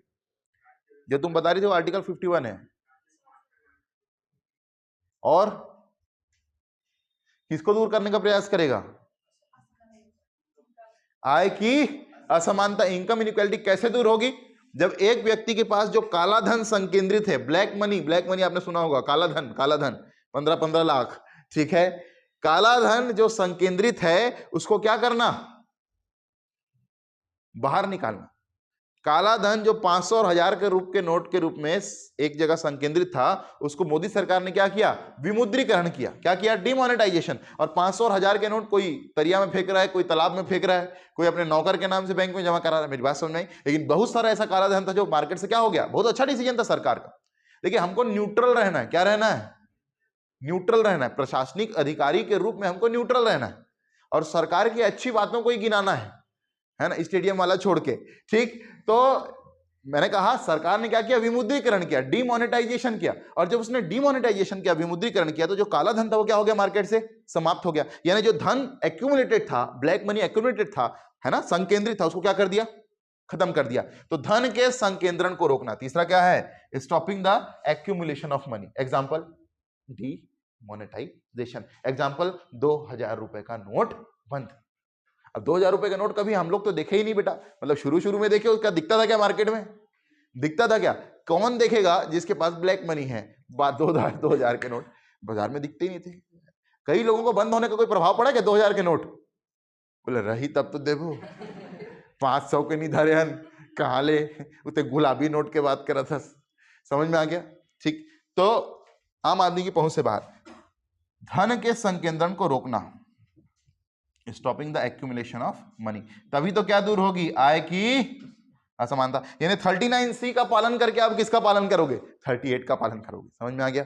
ठीक है, on following 39C obviously 38C will be followed. धन के संकेंद्रण को रोकना, stopping the accumulation of money, accumulation of money. ठीक, एग्जाम्पल विमुद्रीकरण, डिमोनेटाइजेशन। 8 नवंबर 2016 भाइयों बहनों, 500 और 1000 के नोट क्या नहीं रहेंगे, लीगल टेंडर नहीं रहेंगे। ठीक है, लीगल टेंडर नहीं रहेंगे। और 39D आखिरी में, 39D क्या कहता है, 39D क्या कहता है बेटा, समान कार्य के लिए समान वेतन, equal pay for equal work, equal pay for equal work. ठीक, समान कार्य के लिए समान वेतन, equal pay for equal work. देखो आपको पता है, यदि मैं गवर्नमेंट जॉब्स की बात करूं, किसकी बात करूं, गवर्नमेंट जॉब्स की। ठीक है, आपका नाम क्या है, शिखा, आपका सोमेश। तो देखो मान लीजिए शिखा और सोमेश, ये दोनों के दोनों क्या बनते हैं, डीपीएसपी नहीं बेटा, डीएसपी। डीपीएसपी कैसे बनेंगे क्या बनते हैं, डीएसपी। तो क्या सोमेश को ज्यादा पैसा मिलेगा, क्योंकि वो मर्द है और मर्द को दर्द नहीं होता ऐसा होगा क्या? दोनों को बराबर सम्मान मिलेगा। They both will be known as deputy superintendent of police. समझ में आया कि नहीं आया? वर्दी इसकी भी होगी, इसकी समान कार्य के लिए समान वेतन। वही हम लोग देखते हैं ऑर्गेनाइज सेक्टर। ऑर्गेनाइज सेक्टर का मतलब क्या है, संगठित क्षेत्र, है ना। इकोनॉमी पढ़ते हैं, देखो इकोनॉमी और पॉलिटी आपस में जुड़ी हुई है, you can not differentiate them. Organise sector यानी संगठित क्षेत्र। तो ये जो संगठित क्षेत्र, इसका मतलब है जो गवर्नमेंट से रजिस्टर्ड, जैसे ये कोचिंग इंस्टीट्यूट गवर्नमेंट से रजिस्टर्ड है। If two faculties are there in the same position, if they are senior faculties, दो फैकल्टी जो सीनियर फैकल्टी, बहुत सारे अलग अलग फैकल्टीज होते हैं, एसएससी व्यापम के अलग अलग फैकल्टीज। मान लीजिए पीएससी के दो फैकल्टीज हैं, तो they will be paid equally, whether they are महिला और वेदर दे आर पुरुष और वेदर दे आर महापुरुष। समझ में आ गया? महापुरुष का मतलब समझ गए, तृतीय लिंग। अरे तृतीय लिंग को भी मिल गया ना बेटा दर्जा, थर्ड जेंडर। तो मैंने कहा पुरुष, महिला या महापुरुष कोई भी हो, तीनों को बराबर वेतन मिलेगा, क्षमता के अनुसार, ना कि लिंग के अनुसार। समझ में आ गया? क्लियर? ऑर्गेनाइज सेक्टर है क्या बेटा, ऑर्गेनाइज। लेकिन देखो आप अनऑर्गेनाइज सेक्टर में, देखो आप अनऑर्गेनाइज सेक्टर, असंगठित क्षेत्र। जैसे आप जाओगे बृहस्पति बाजार की ओर, तो मैंने आपको बताया कि 10 बजे के आसपास, 10:30 के आसपास जाओगे तो आपको बहुत सारे लोग खड़े हुए दिखाई देंगे। इन लोग कौन है? रोजी मजदूर। इसमें महिला भी है, पुरुष भी। जितने चाहिए उतने मिल जाएंगे। हाँ भैया चलना, 350 लेबो भैया, और मोर बाई भी है भैया, मैं कुली हो जाऊं, यह रेजा बन जाही, मोला 350 दे देबे, एरा तो 250 दे देबे भैया। क्यों 250 दे देबे? क्यों 250 रुपए? काम तो वो तेरे से ज्यादा करेगी, तेरे से ज्यादा वो सीमेंट उठाएगी, तेरे से ज्यादा वो काम करेगी, लेकिन उसको मिल कितना रहा है? 250। क्यों? क्योंकि वो एक महिला है। क्यों? क्योंकि वह क्षेत्र क्या है? असंगठित क्षेत्र है, अनऑर्गेनाइज सेक्टर है, तो समान कार्य के लिए समान वेतन नहीं मिल रहा है। इसलिए सुप्रीम कोर्ट ने क्या किया, क्योंकि ये क्या था? डीपीएसपी, तो डीपीएसपी वाद योग्य है क्या? तो इतनी बड़ी बड़ी बात हम लोग कर रहे हैं, इसका मतलब तब तक नहीं जब तक ये वाद योग्य है नहीं, ले जा ही नहीं सकते। तो सुप्रीम कोर्ट ने कहा कि समान कार्य के लिए समान वेतन भले ही एक डीपीएसपी है, लेकिन हम इसको डीपीएसपी से क्या बनाएंगे? मूल अधिकार बनाएंगे। सुप्रीम कोर्ट ऐसा कर सकता है। क्यों कर सकता है? Only the supreme court can do it. Only the supreme court has the power to interpret the constitution. सिर्फ और सिर्फ संविधान के निर्वचन का अधिकार सिर्फ और सिर्फ किसके पास है? Supreme court. बता चुका हूं। कुछ भी जोड़ना है, घटाना है संविधान में, या कुछ भी बताना है, तो कौन बताता है? Supreme court. तो सुप्रीम कोर्ट ने कहा कि समान कार्य के लिए समान वेतन, डीपीएसपी तो है, equal pay for equal work, it is the directive principle of state policy. बिल्कुल सही बात। लेकिन ये जो directive principle of state policy है, इसको ये वाद योग्य नहीं है, और हम इसको क्या बनाना चाहते हैं? वाद योग्य, ताकि ना सिर्फ सरकारी जॉब्स में और संगठित क्षेत्रों में, बल्कि कहां?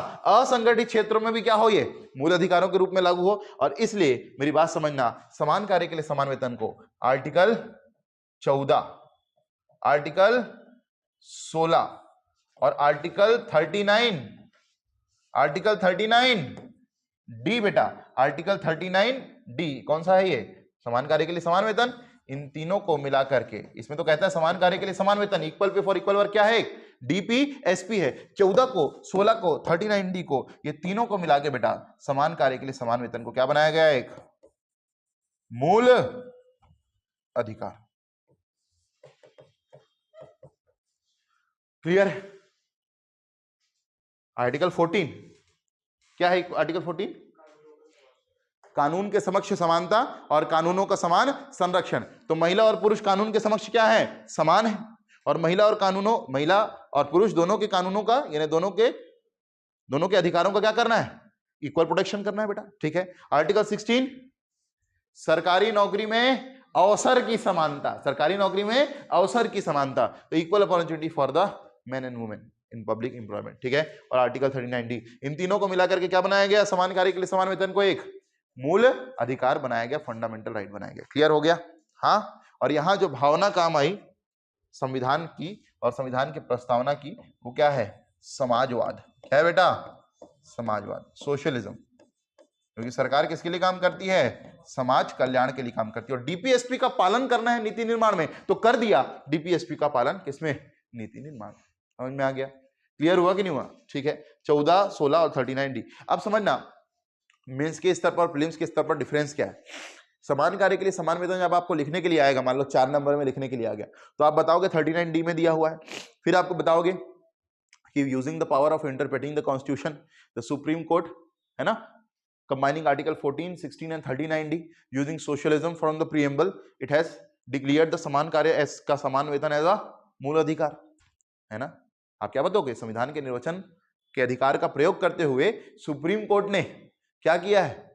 कंबाइनिंग आर्टिकल 14, 16 एंड 39 डी क्या बनाया है? Equal pay for equal work को एक फंडामेंटल राइट बना दिया है। समझ में आया कि नहीं आया? ठीक, ये बताओगे। लेकिन प्रीलिम्स के स्तर पर यदि आपसे क्वेश्चन पूछता है समान कार्य के लिए समान वेतन क्या है, बहुत ध्यान से सुनना बेटा, प्रीलिम्स में यही तो आदमी फेल होता है। समान कार्य के लिए समान वेतन क्या है? मेंस के स्तर पर ज्यादा पढ़ लिया, पर प्रीलिम्स के स्तर पर जितना पढ़ना चाहिए था और जो जानना चाहिए था वो नहीं जाना, तो हमारा प्रीलिम्स में आंसर गलत हो जाएगा। आपसे यदि क्वेश्चन पूछता है कि समान कार्य के लिए समान वेतन क्या है, पहला फंडामेंटल राइट, मूल अधिकार, दूसरा डीपीएसपी, राज्य की नीति निदेशक तत्व, तीसरा मूल कर्तव्य, और चौथा इनमें से कोई नहीं, क्या बोलोगे? प्राइमरली वो क्या है? नीति निर्देशक तत्व, जो किसमें दिया हुआ है? आर्टिकल 39 डी में। और इसलिए यदि आपसे संविधान से क्वेश्चन पूछ रहा तो आप क्या बोलोगे प्रीलिम्स के अंदर? आर्टिकल 39 डी में क्या दिया हुआ है? समान कार्य के लिए समान वेतन, डीपीएसपी। तो यदि आपसे क्वेश्चन पूछता है equal pay for equal work क्या है, फंडामेंटल राइट भी दिया है ऑप्शन में, डीपीएसपी भी दिया है, you have to tick DPSP. Clear हुआ कि नहीं हुआ? क्वेश्चन दूसरा कैसे पूछता है प्रीलिम्स के अंदर? समान कार्य के लिए समान वेतन को मूल अधिकार बनाया गया, ऑप्शन नंबर ए अनुच्छेद 14 से, ऑप्शन नंबर बी अनुच्छेद 16 से, ऑप्शन नंबर सी अनुच्छेद 39 डी से, या ऑप्शन नंबर डी इनमें से सब। क्या बोलोगे? All of this. क्या बोलोगे? All of this. एक क्वेश्चन और पूछता है प्रीलिम्स में, समान कार्य के लिए समान वेतन को मूल अधिकार बनाया गया। अनुच्छेद, ऑप्शन नंबर ए अनुच्छेद 14, ऑप्शन नंबर बी अनुच्छेद 16, ऑप्शन नंबर सी समाजवाद socialism, option number D all of this. क्या बोलोगे?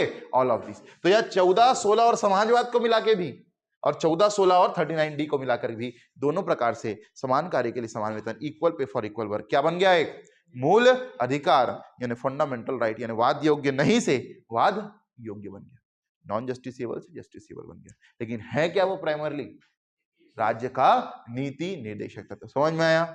क्लियर हुआ कि नहीं हुआ? ठीक है, तो समान कार्य के लिए समान वेतन को एक मूल अधिकार घोषित किया गया है, किसके द्वारा? सुप्रीम कोर्ट के द्वारा। क्लियर हो गया? एक तीसरा क्वेश्चन यहां पर और पूछता है, तीसरा क्वेश्चन पूछता है इनमें से कौन सा मूल अधिकार है?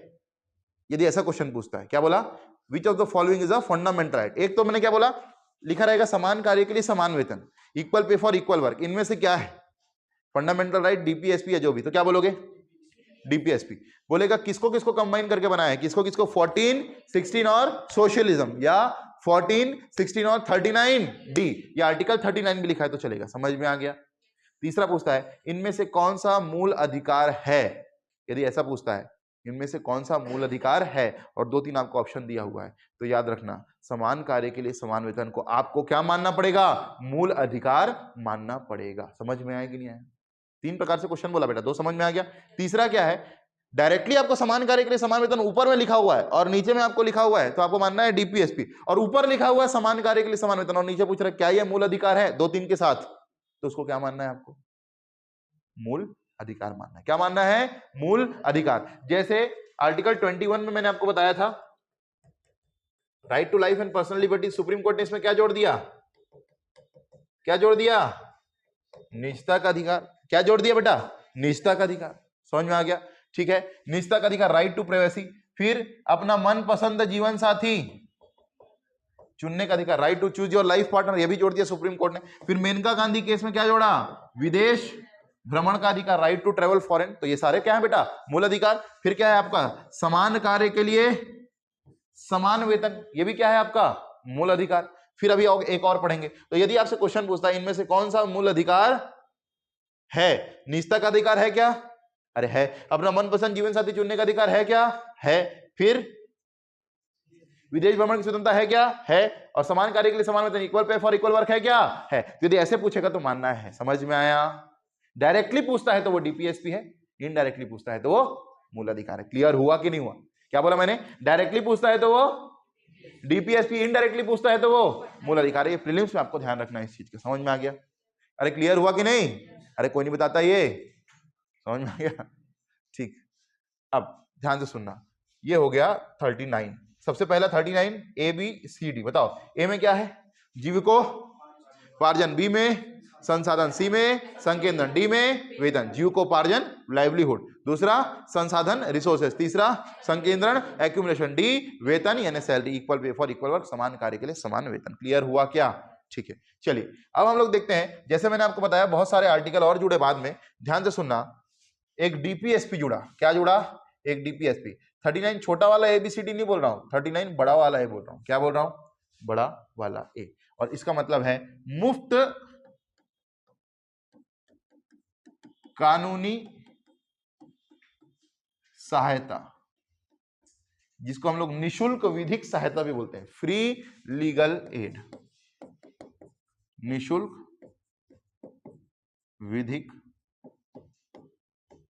सहायता, निशुल्क विधिक सहायता यानी फ्री लीगल एड। क्लियर हो गया?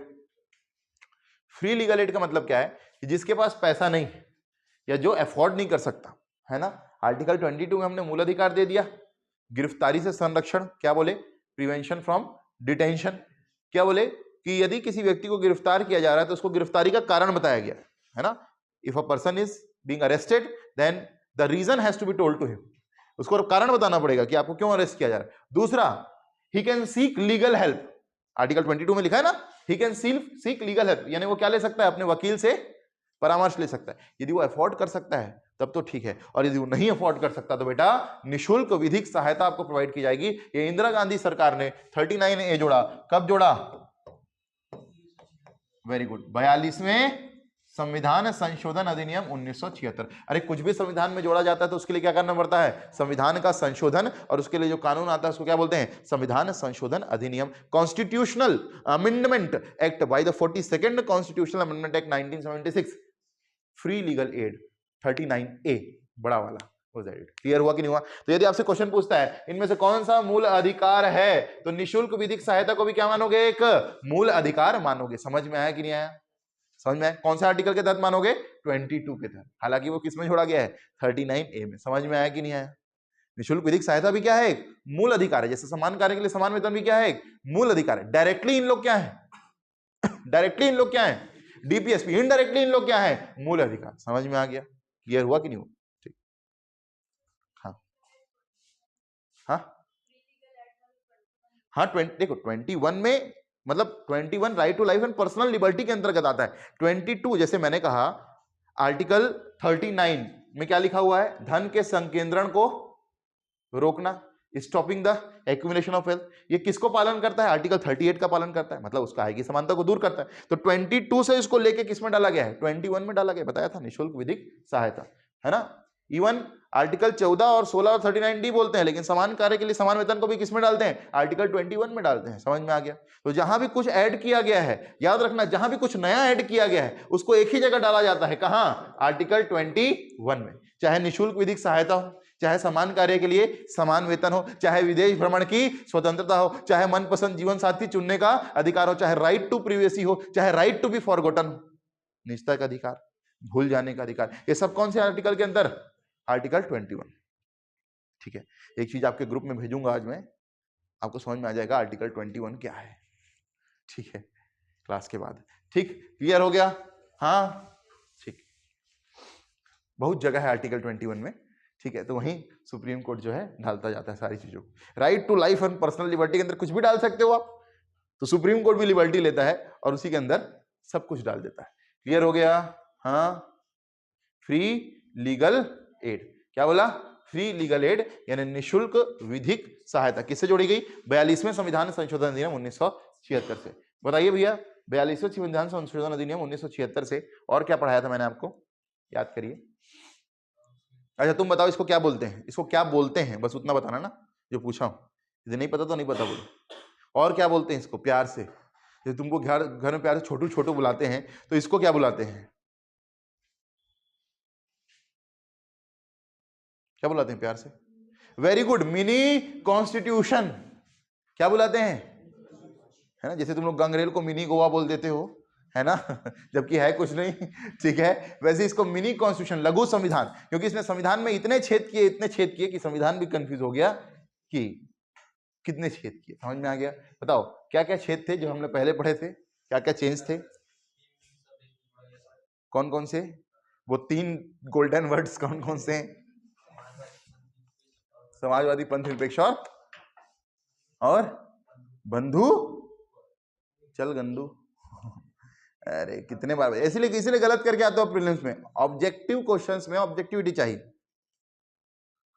मैंने आपको प्रीलिम्स के लिए क्वेश्चन भी बताया था इसका। अगर क्वेश्चन पूछता है कि इनमें से कौन सा शब्द नहीं जोड़ा गया, वो है बंधु। समझे, बंधुता, समाजवादी सोशलिस्ट, पंथ निरपेक्ष सेकुलर और अखंडता, 3 जोड़े गए थे बेटा, किसमें, प्रस्तावना में। कौन से संविधान संशोधन से, बाय द 42nd कॉन्स्टिट्यूशन। और इसी से क्या जोड़ा गया 39A में, फ्री लीगल एड, निशुल्क विधिक सहायता। समझ में आ गया? क्लियर हुआ कि नहीं हुआ? तुम कहां खो गए? ठीक है, फ्री लीगल एड मतलब तुम क्या अभी भी मैच में ही लगे हुए?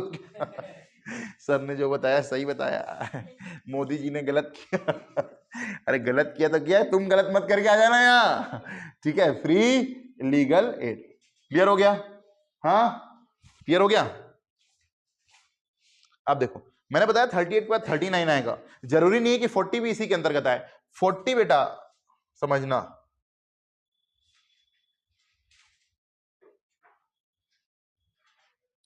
यहां कौन कौन सा आ गया, 36 और 37 तो डेफिनेशन है। यहां कौन कौन सा आ गया, आर्टिकल 38 और 39 और 39A भी आ गया इसमें, है ना। 39A भी आ गया, आर्टिकल 39A। अब देखो गांधीवादी तत्वों में आएगा अगला, आर्टिकल नंबर 40 किसमें आएगा? गांधीवादी तत्वों पर आधारित होगा। ठीक है, तो आर्टिकल नंबर 40 हम लोग देखते हैं। आर्टिकल नंबर 40 क्या कहता है? आर्टिकल नंबर 40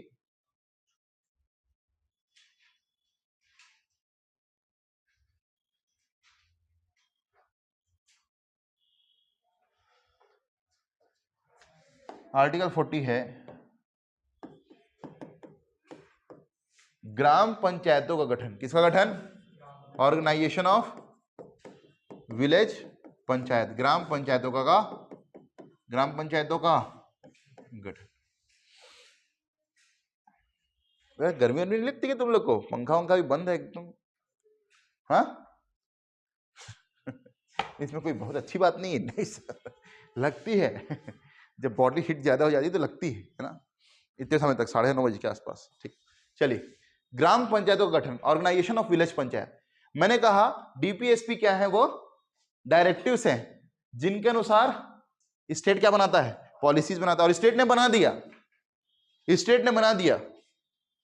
कब बनाया? कौन बताएगा? हाथ उठा के। कब बनाया बताइए सर। अरे बोल तो ठीक रहे हो लेकिन गलत बोल रहे हो बेटा। आपको मैंने पार्ट 22 भाग पढ़ाए थे, उसमें बताया था किससे? 73वें संविधान संशोधन अधिनियम 1992 से भाग 9 में क्या जुड़ा? पंचायती राज। समझ में आया कि नहीं आया? ये डीपीएसपी है और इसका सरकार ने क्या किया? पालन किया। इन निर्देशों का पालन करते हुए 1992 में, ये तो जब संविधान बना था तब बन गया था बेटा। संविधान कब बना था? पूरा डेट बता। 26 नवंबर 1949 ईस्वी संविधान दिवस। और लागू कब हुआ? 26 जनवरी 1950 गणतंत्र दिवस, Republic day, constitution day, Republic day. इस दिन से लेकर के अब तक देखो ये लागू नहीं हुआ था। 1992 में इसको प्रॉपरली लागू किया गया। 73rd कॉन्स्टिट्यूशनल अमेंडमेंट एक्ट 1992 से भाग 9 में क्या जुड़ा बेटा? पंचायती राज। क्लियर हुआ? तो इसलिए डीपीएसपी क्या है? वो डायरेक्टिव्स हैं जिनका पालन कौन करता है? सरकार। किसमें? नीति निर्माण में। और सरकार ने कर दिया। समझ में आया? 73वें संविधान संशोधन अधिनियम 1992 से कौन सा भाग जोड़ा गया संविधान में? भाग 9। कितने भाग हैं टोटल? 22। कौन सा भाग जोड़ा गया? भाग 9। उसमें क्या जोड़ा गया? पंचायती राज। क्लियर हुआ कि नहीं हुआ? हाँ ठीक। अब देखो, ग्राम पंचायतों का गठन जो किया गया ये 3 स्टेज में किया गया। 3 स्तरीय बोलते हैं इसको। क्या बोलते हैं? 3 स्तरीय। सबसे नीचे ग्राम पंचायत, इसके ऊपर जनपद पंचायत, इसके ऊपर जिला पंचायत। समझ में आया कि नहीं आया? ग्राम पंचायत, जनपद पंचायत, जिला पंचायत, 3 स्तरीय। फिर ऐसे ही भाग 9A किससे जुड़ा? म्युनिसिपैलिटी। भाग 9A है ना, किससे? 74वें संविधान संशोधन अधिनियम 1992, वो भी 3 स्तरीय। नगर पंचायत, नगर पालिका, नगर निगम। समझ में आ गया? नगर पंचायत, नगर पालिका, नगर निगम। ठीक, ये भी वैसी है। ग्राम पंचायत, जनपद पंचायत, जिला पंचायत, 3 स्तरीय ग्राम पंचायतों की का गठन किया गया आर्टिकल 40। और ये क्या है? गांधी जी बात करते थे। गांधी जी क्या बोलते थे कि देश का विकास ऊपर से नहीं नीचे से शुरू होना चाहिए, है ना। The development of the country should start from the bottom. और बॉटम में हमारे क्या है? हम विकास की बात वहां से करते हैं जहां से हमने विकास की शुरुआत की थी, अर्थात हमारे गांव। हम विकास की बात वहीं से शुरू करते हैं जहां से हमने विकास शुरू किया था, अर्थात हमारे गांव। और गांव से जब विकास शुरू होगा तो गांव जब शहर के साथ जुड़ेंगे, गांव की अर्थव्यवस्था, the economy of the village will connect to the economy of the cities, the economy of the cities will connect to the economies of the state, the economies of the state will connect to the economy of the country, and then the economy of the country will connect to the economy of the world. गांव की अर्थव्यवस्था किससे जुड़ेगी? शहर की अर्थव्यवस्था से। शहर की अर्थव्यवस्था राज्य की अर्थव्यवस्था से, राज्य की अर्थव्यवस्था देश की अर्थव्यवस्था से, और देश की अर्थव्यवस्था विश्व की अर्थव्यवस्था से जुड़ेगी। समझ में आ गया? ग्राम पंचायतों का गठन गांधीवादी तत्व। आर्टिकल 40 किसके अंतर्गत है बेटा? गांधीवादी तत्व के अंतर्गत। क्लियर हुआ? हाँ ठीक। क्वेश्चन कैसे पूछेगा प्रीलिम्स में? इनमें से कौन सा गांधीवादी तत्व है? Which of the following is Gandhian DPSP? Option number A, समान कार्य के लिए समान वेतन। ऑप्शन नंबर बी, निशुल्क विधिक सहायता, free legal aid. Option number C, organisation of village panchayat, ग्राम पंचायतों का गठन। या ऑप्शन नंबर डी, धन का संकेंद्रण रोकना। क्या बोलोगे? ग्राम पंचायतों का गठन। आर्टिकल नहीं भी दिया तो आपको याद होना चाहिए, ग्राम पंचायतों का गठन, ऑर्गेनाइजेशन ऑफ विलेज। समझ में आया? ठीक है, क्या है आपका गांधीयन डीपीएसपी। क्लियर हो गया? क्लियर हो गया कि नहीं? ठीक, तो हमने आज डीपीएसपी देखा। ठीक, क्या देखा? डीपीएसपी। और डीपीएसपी में सबसे पहले हमने देखा डीपीएसपी कौन से भाग में है? भाग 4, 36 से 51। वाद योग्य जस्टिसेबल नहीं है। 4 भागों में बांटा गया है। संविधान में, संविधान में नहीं, अकादमिक वर्गीकरण, सामाजिक आर्थिक न्याय पर आधारित, गांधीवादी पर आधारित, तीसरा अंतरराष्ट्रीय संबंधों पर, और चौथा विविध। अंतरराष्ट्रीय संबंध में एक ही हमने देखा, पूरा कंप्लीट हो गया। अंतरराष्ट्रीय संबंध पर आर्टिकल 51। ठीक है, फिर हमने देखा क्या? आर्टिकल 38, राज्य किसके लिए काम करेगा? समाज कल्याण के लिए काम करेगा। 39 में क्या देखा? 39 जीविकोपार्जन, संसाधन, संकेंद्रण और वेतन। 39 ए बी सी डी। ठीक है, और 38 और 39 किसके अंदर है? सामाजिक आर्थिक न्याय पर। और आर्टिकल 40 किसमें देखा? गांधीयन डीपीएसपी त्रिस्तरीय ग्राम पंचायत की संरचना, ग्राम पंचायत, जनपद पंचायत, जिला पंचायत। क्लियर हो गया यहां तक? 39 ए भी किसमें आएगा? सामाजिक आर्थिक न्याय में। 38 और 39 के साथ 39 ए फ्री लीगल एड किससे जुड़ा? 42वें संविधान संशोधन अधिनियम 1976। समान कार्य के लिए समान वेतन और निःशुल्क विधिक सहायता, equal pay for equal work और फ्री लीगल एड, ये दोनों डायरेक्टली क्या है? डीपीएसपी। डायरेक्टली क्या है? डीपीएसपी। इनडायरेक्टली क्या है? समझ में आ गया? खाली इनिच को पूछता है, खाली इनिच को पूछता है अलग से क्वेश्चन में, तो ये क्या है? डीपीएसपी। और बाकी लोगों के साथ में पूछता है इनडायरेक्टली, तो क्या है? ये मूल अधिकार। समझ में आया? समान कार्य के लिए समान वेतन क्या क्या मिला के बनाया गया? 14, 16 और 39, या 14, 16 और समाजवाद। ये प्रस्तावना में भी बताया था, प्रस्तावना में भी बताया था। क्लियर है कि नहीं? फिल इन द ब्लैंक्स, प्रस्तावना की भावना को लेकर के फिल इन द ब्लैंक्स को भर सकती है। 14 और 16 था, बीच में एक ब्लैंक था, किससे भर दिया? समाजवाद से। याद आया कि नहीं आया? ठीक, सोशलिज्म। क्लियर हो गया? ठीक, इस प्रकार से हम लोग आगे बढ़ेंगे डीपीएसपी के साथ में बढ़िया तरीके से, जैसे मूल अधिकारों के साथ में आगे बढ़े थे। हालांकि मूल अधिकार बहुत बड़ा टॉपिक था, डीपीएसपी उतना बड़ा टॉपिक नहीं है, तो 1-2 दिन में ये समाप्त हो जाएगा डीपीएसपी। और फिर एक दिन का, एक भी दिन नहीं, मैं कहूँ मूल कर्तव्यों की यदि मैं बात करूं तो वो लगभग आधे घंटे का टॉपिक है ना, यानी 2 दिन में लगभग आपका 2 से 3 दिन में पूरा मूल कर्तव्य समाप्त हो जाएगा। और फिर उसके बाद 2 ही भाग बचेगा, पार्ट 5 और पार्ट 6। ठीक है, मैंने आपको बताया था उस दिन आपका सिलेबस क्या क्या है। पार्ट 5 और पार्ट 6 में ही हम लोग सारा सिलेबस कवर अप कर देंगे, क्योंकि पार्ट 11 इसी से जुड़ेगा भाई। पार्ट 5 में क्या है? Union government. पार्ट 6 में क्या है? State government. तो सेंट्रल स्टेट रिलेशन, दोनों में राष्ट्रपति पढ़ेंगे, प्रधानमंत्री पढ़ेंगे, तो उसका चुनाव पढ़ेंगे, पार्ट 15 इलेक्शन। राष्ट्रपति पढ़ेंगे तो हम लोग क्या पढ़ेंगे? आपातकाल, इमरजेंसी, पार्ट 18। और संविधान का संशोधन तो हम लोग पढ़ ही रहे हैं, संविधान संशोधन पार्ट 20। क्लियर हुआ कि नहीं हुआ? ठीक, हाँ, इसके बाद एक टॉपिक बढ़ जाएगा संवैधानिक विकास का इतिहास। जब ये पूरा खत्म हो जाएगा तो आराम से हम लोग एक एक चीजों को डिटेल में पढ़ेंगे, कोई भी चीज को छोड़ेंगे नहीं। क्लियर हुआ? चलिए अब एक एक करके आप लोग अपनी कॉपी लेके आते जाइए और दिखाते जाइए फटाफट।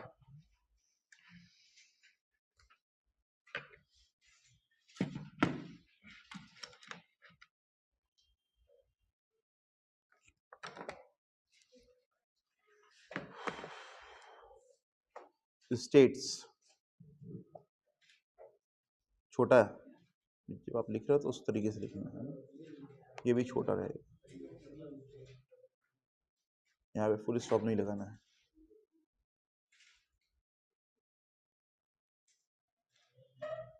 बार बार लिखने की जरूरत नहीं है, सीधा डीपीएसपी लिखिए, है ना।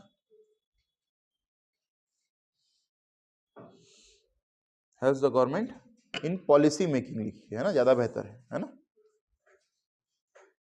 डीपीएसपी आर नॉन जस्टिसेबल और इनफोर्सेबल।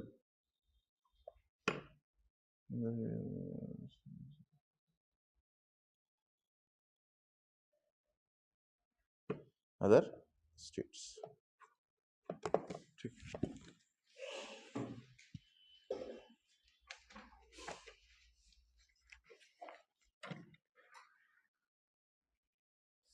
बड़ा ही छोटा ही।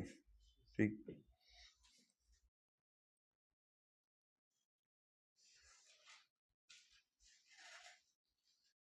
शासन और प्रशासन में नहीं बेटा, ये तो दूसरी बात आई। राज्य किसमें? नीति निर्माण। ठीक, निर्माण करेगा।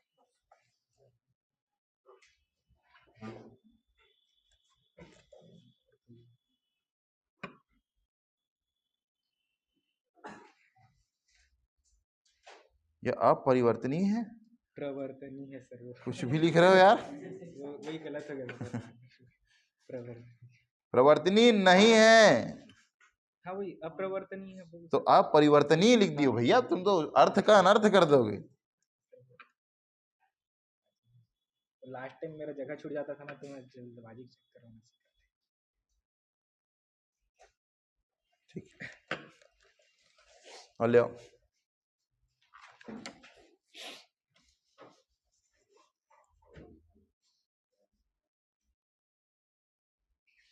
नीति निर्माण है ना, कुछ पॉलिटी में शब्द होते हैं, इनको लिखना ही लिखना है।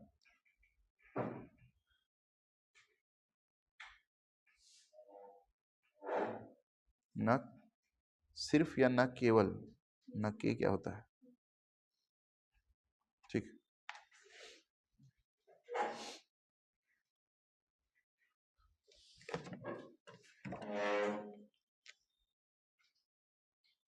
ठीक लिखा है आपने, लेकिन राज्य के नीति निदेशकता तो आपको बताना पड़ेगा भाग 4 में है, कहां से कहां तक, 36 से 51 तक। पहले इनका क्लासिफिकेशन बताएंगे, फिर आप बताएंगे, क्योंकि ये संविधान का पेपर हो रहा है, तो संविधान में आपको बताना पड़ेगा ये कौन से भाग में बेटा, ठीक है। बाकी आपने ठीक लिखा है, संविधान के भाग 4 और 36 में 51, ये दोनों चीजों को आप जोड़ेंगे तब जाकर के आपका आंसर पूरा होगा, अदरवाइज इसमें आधा नंबर मिलेगा, 1 नंबर भी नहीं मिलेगा, ठीक है। देखिए आपने फिर लिखा राज्य अपने और दूसरे देशों की संप्रभुता पर, आपने अंतरराष्ट्रीय शांति और सुरक्षा लिखा ही नहीं, जो कि मेन है। इसमें भी आपको एग्जामिनर आधा या 1 नंबर देगा, उससे ज्यादा नंबर नहीं देगा, ठीक है। तो सर मेन चीज को आप पहले लिखें। आप क्या कर रहे हैं कि बाकी चीजों को आप लिख रहे हैं, राइटिंग भी आपकी बहुत सुंदर है, लेकिन आप मेन चीज को छोड़ रहे हैं। मेन चीज को आप सीधा पॉइंट पे आइए, आप सीधा क्वेश्चन पे आइए। सीजीपीएससी का पैटर्न यही है कि हमको सीधा क्वेश्चन पे आना है, ठीक। आते जाइए फटाफट फटाफट, देर मत करो।